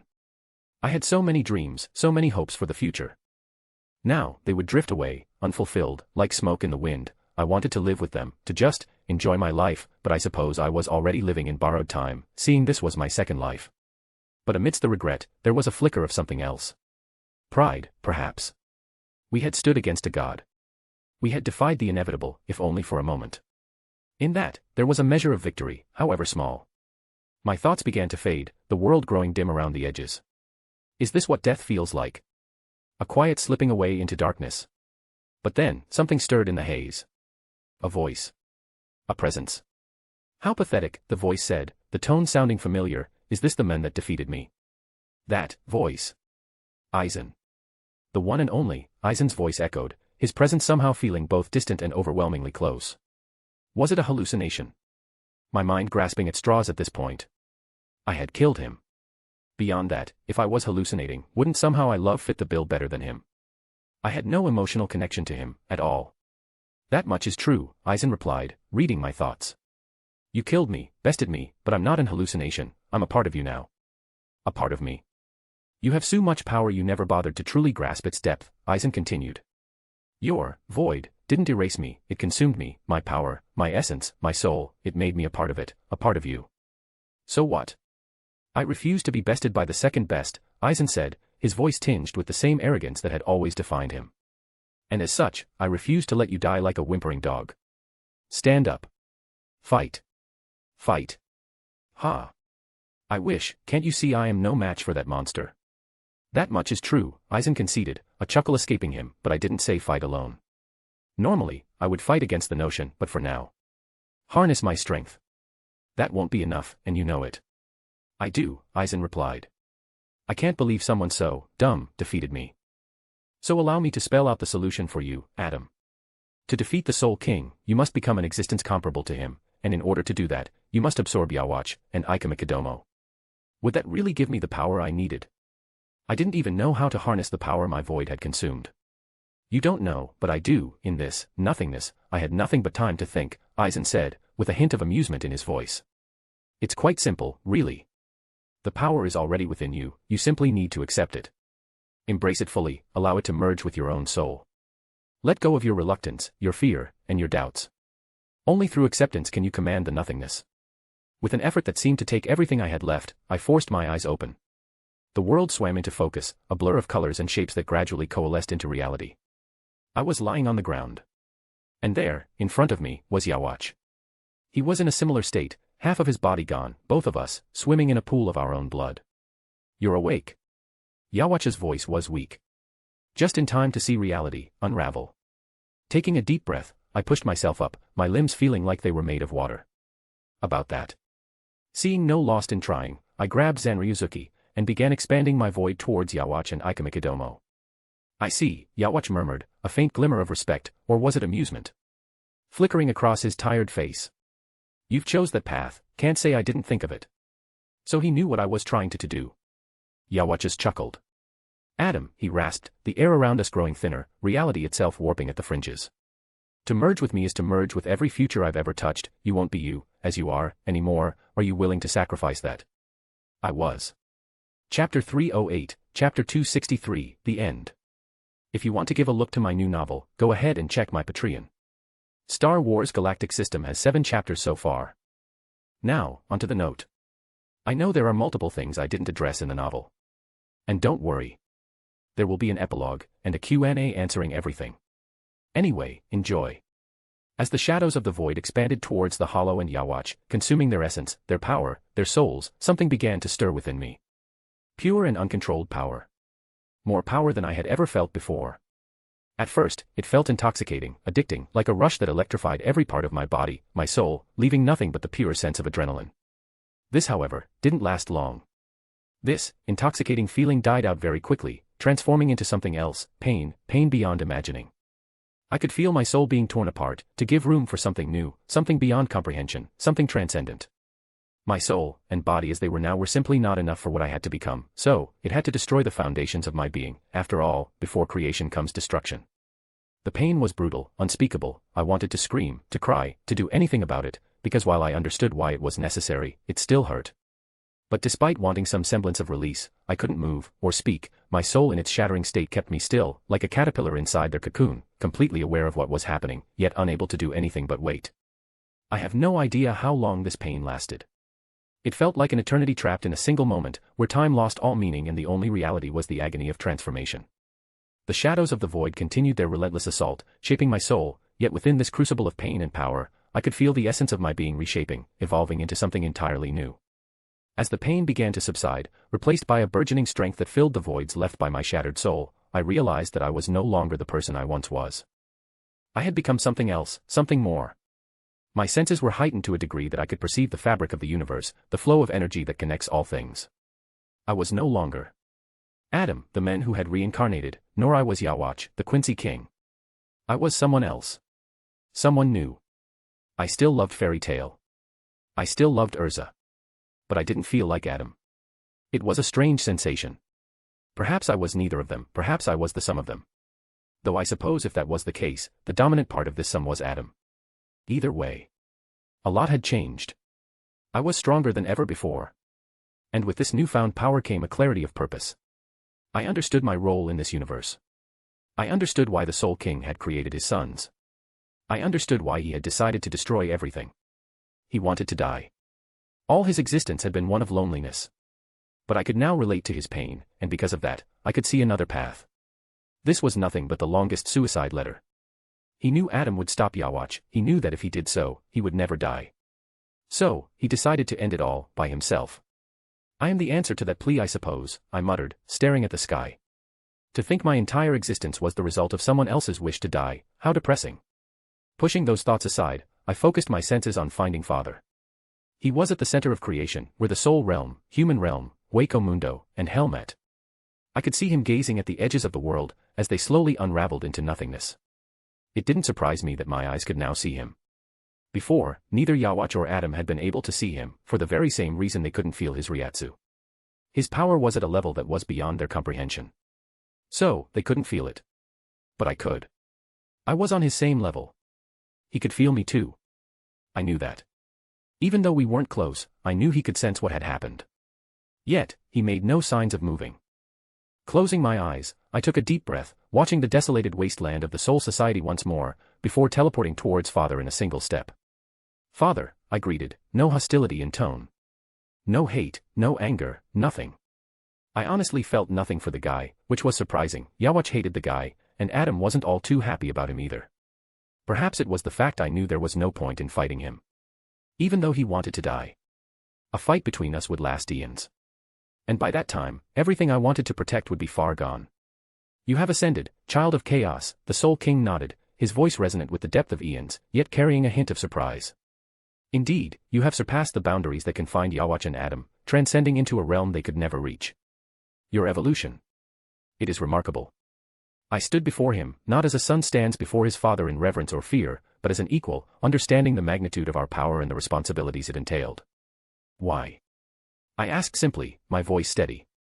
Why desire such an end? To push your own kin to war, to hatred, to orchestrate the destruction of everything. The Soul King's gaze, if it could be called that, shifted, looking beyond the physical, piercing into the very essence of reality. Because, in my existence, I have seen the cycle of pain and suffering repeat endlessly. Creation, destruction, rebirth, none of it has brought true peace or resolution. My existence has become a prison, not just for me, but for all. My death, it might offer a new beginning, free from the chains I've forged. I came to be, to bring balance, and all I've done is, bring chaos. His words hung heavy in the air, a confession of infinite sorrow and resignation. Yet, within me, his desire for oblivion stirred a different path, a possibility that his weary eyes could no longer envision. A new set of futures. Perhaps, I began, my voice firm with newfound resolve, your vision has been clouded by the weight of your despair. Death may seem like the only escape, and yes, it would work, but I believe there's another way. A path that doesn't end with the destruction of this realm or your demise. The Soul King remained silent, contemplating my words with an intensity that felt like the shifting of cosmic plates. With this power, I can see the flaws, the cracks in the fabric of reality that you've sought to mend with your own end. But what if we could heal them? What if, instead of ending everything, we worked together to create a balance, to redefine the essence of existence itself? A flicker of something passed through the Soul King's presence, a spark that might have been hope or perhaps curiosity. And how would you propose we do that? His voice, for the first time, carried a note of something akin to interest. By rewriting the rules, I said, confidence surging through me. Alone, you weren't able to do so, but together, we can create a new system, one that doesn't rely on the cycle of pain and rebirth you've grown so tired of. Together, we can shape a new reality, one where the Soul King does not have to bear the burden alone. For a moment, the world seemed to stand still, the fate of all realms hanging in the balance of our conversation. The Soul King, the architect of the balance this universe once had, and I, the product of his most desperate wish, stood at the precipice of change. Show me, he finally said, his voice a whisper that seemed to resonate. Show me this path you see, this future you envision. He wanted to stop existing. Because despite all his sacrifices, the world was still as broken as the day he had found it. He created 2 sons, to end his life, but when that future was shattered, and his life was saved, he sought another solution. I could understand his pain. I couldn't agree with his solutions, they were at best idiotic in my humble opinion, but I could understand why he was doing what he was doing. This future you see. I never thought it possible, the Soul King muttered, his dark eyes, gazing at the cosmos once more. What if I still want everything to end? Then I would kill you, I replied, without missing a beat. It would take me a long time, but eventually, I would succeed. It's just a matter of time, and that's the one resource I have plenty of. The Soul King smiled, a tired smile. You would. So what will it be? I asked, wondering what path he would take. Kill me, the Soul King replied, his eyes meeting mine. The future you saw is more than I have ever wanted, yet, I couldn't see it. I want to be free of this burden, release me from this, so that you may gain freedom as well. So he chose that path. How sad, I would have wanted him to live, if anything for the sake of having someone strong enough to spar with me. I will make it painless, I replied, plunging my hand through his chest, letting the void absorb him. This time, however, as his body dissipated, his power and essence fusing with mine, there was no change, no transformation. I was stronger, but no different. I had won. No flashy battle. No struggle. Just one. It's time to go home. Finally. I think I will open a cat cafe, I said, bursting into a chuckle a few seconds after. It seems I was Adam after all, how odd though, I didn't feel like him. Yet 90% of my desires were his. I suppose I still haven't fully processed my transformation. I should really fix this world before leaving, I muttered, teleporting to the Soul King's palace. Once there, I walked to the vault, finding Ichibe's corpse on the ground. He was still alive. In a manner of speaking. If someone said his name, he would come back. I smiled, I had found the perfect solution to this problem. Ichibe. In the blink of an eye, ink started pouring around Ichibe's body, reforming him back to perfect health. You. Absorbed the blade, Yawatch and the Soul King, Ichibe muttered, unsure why I had even resurrected him in the first place. He would soon see. The reason I had resurrected Ichibe was simple. This world needed a linchpin, Ichibe had been the one to provide one the first time around, now, he would fill that role. Needless to say, I sealed his powers, so that his name carried no meaning, and increased his Ryatsu, sealing him in a prison far more secure than the one he had used to seal father. One where even death was beyond his reach. He would never die. He would never escape. He would live forever. In the same kind of torment he had once sought to trap others into. Now all that was left was going home. I was done with all of this. War. Fighting. I just wanted to retire. I guess there's my answer as to who I am. I chucked, creating a rift back to my own world. Chapter 309, the new novel is out. The new novel is out. Star Wars, Galactic System, go ahead and give it a read and let me know your thoughts.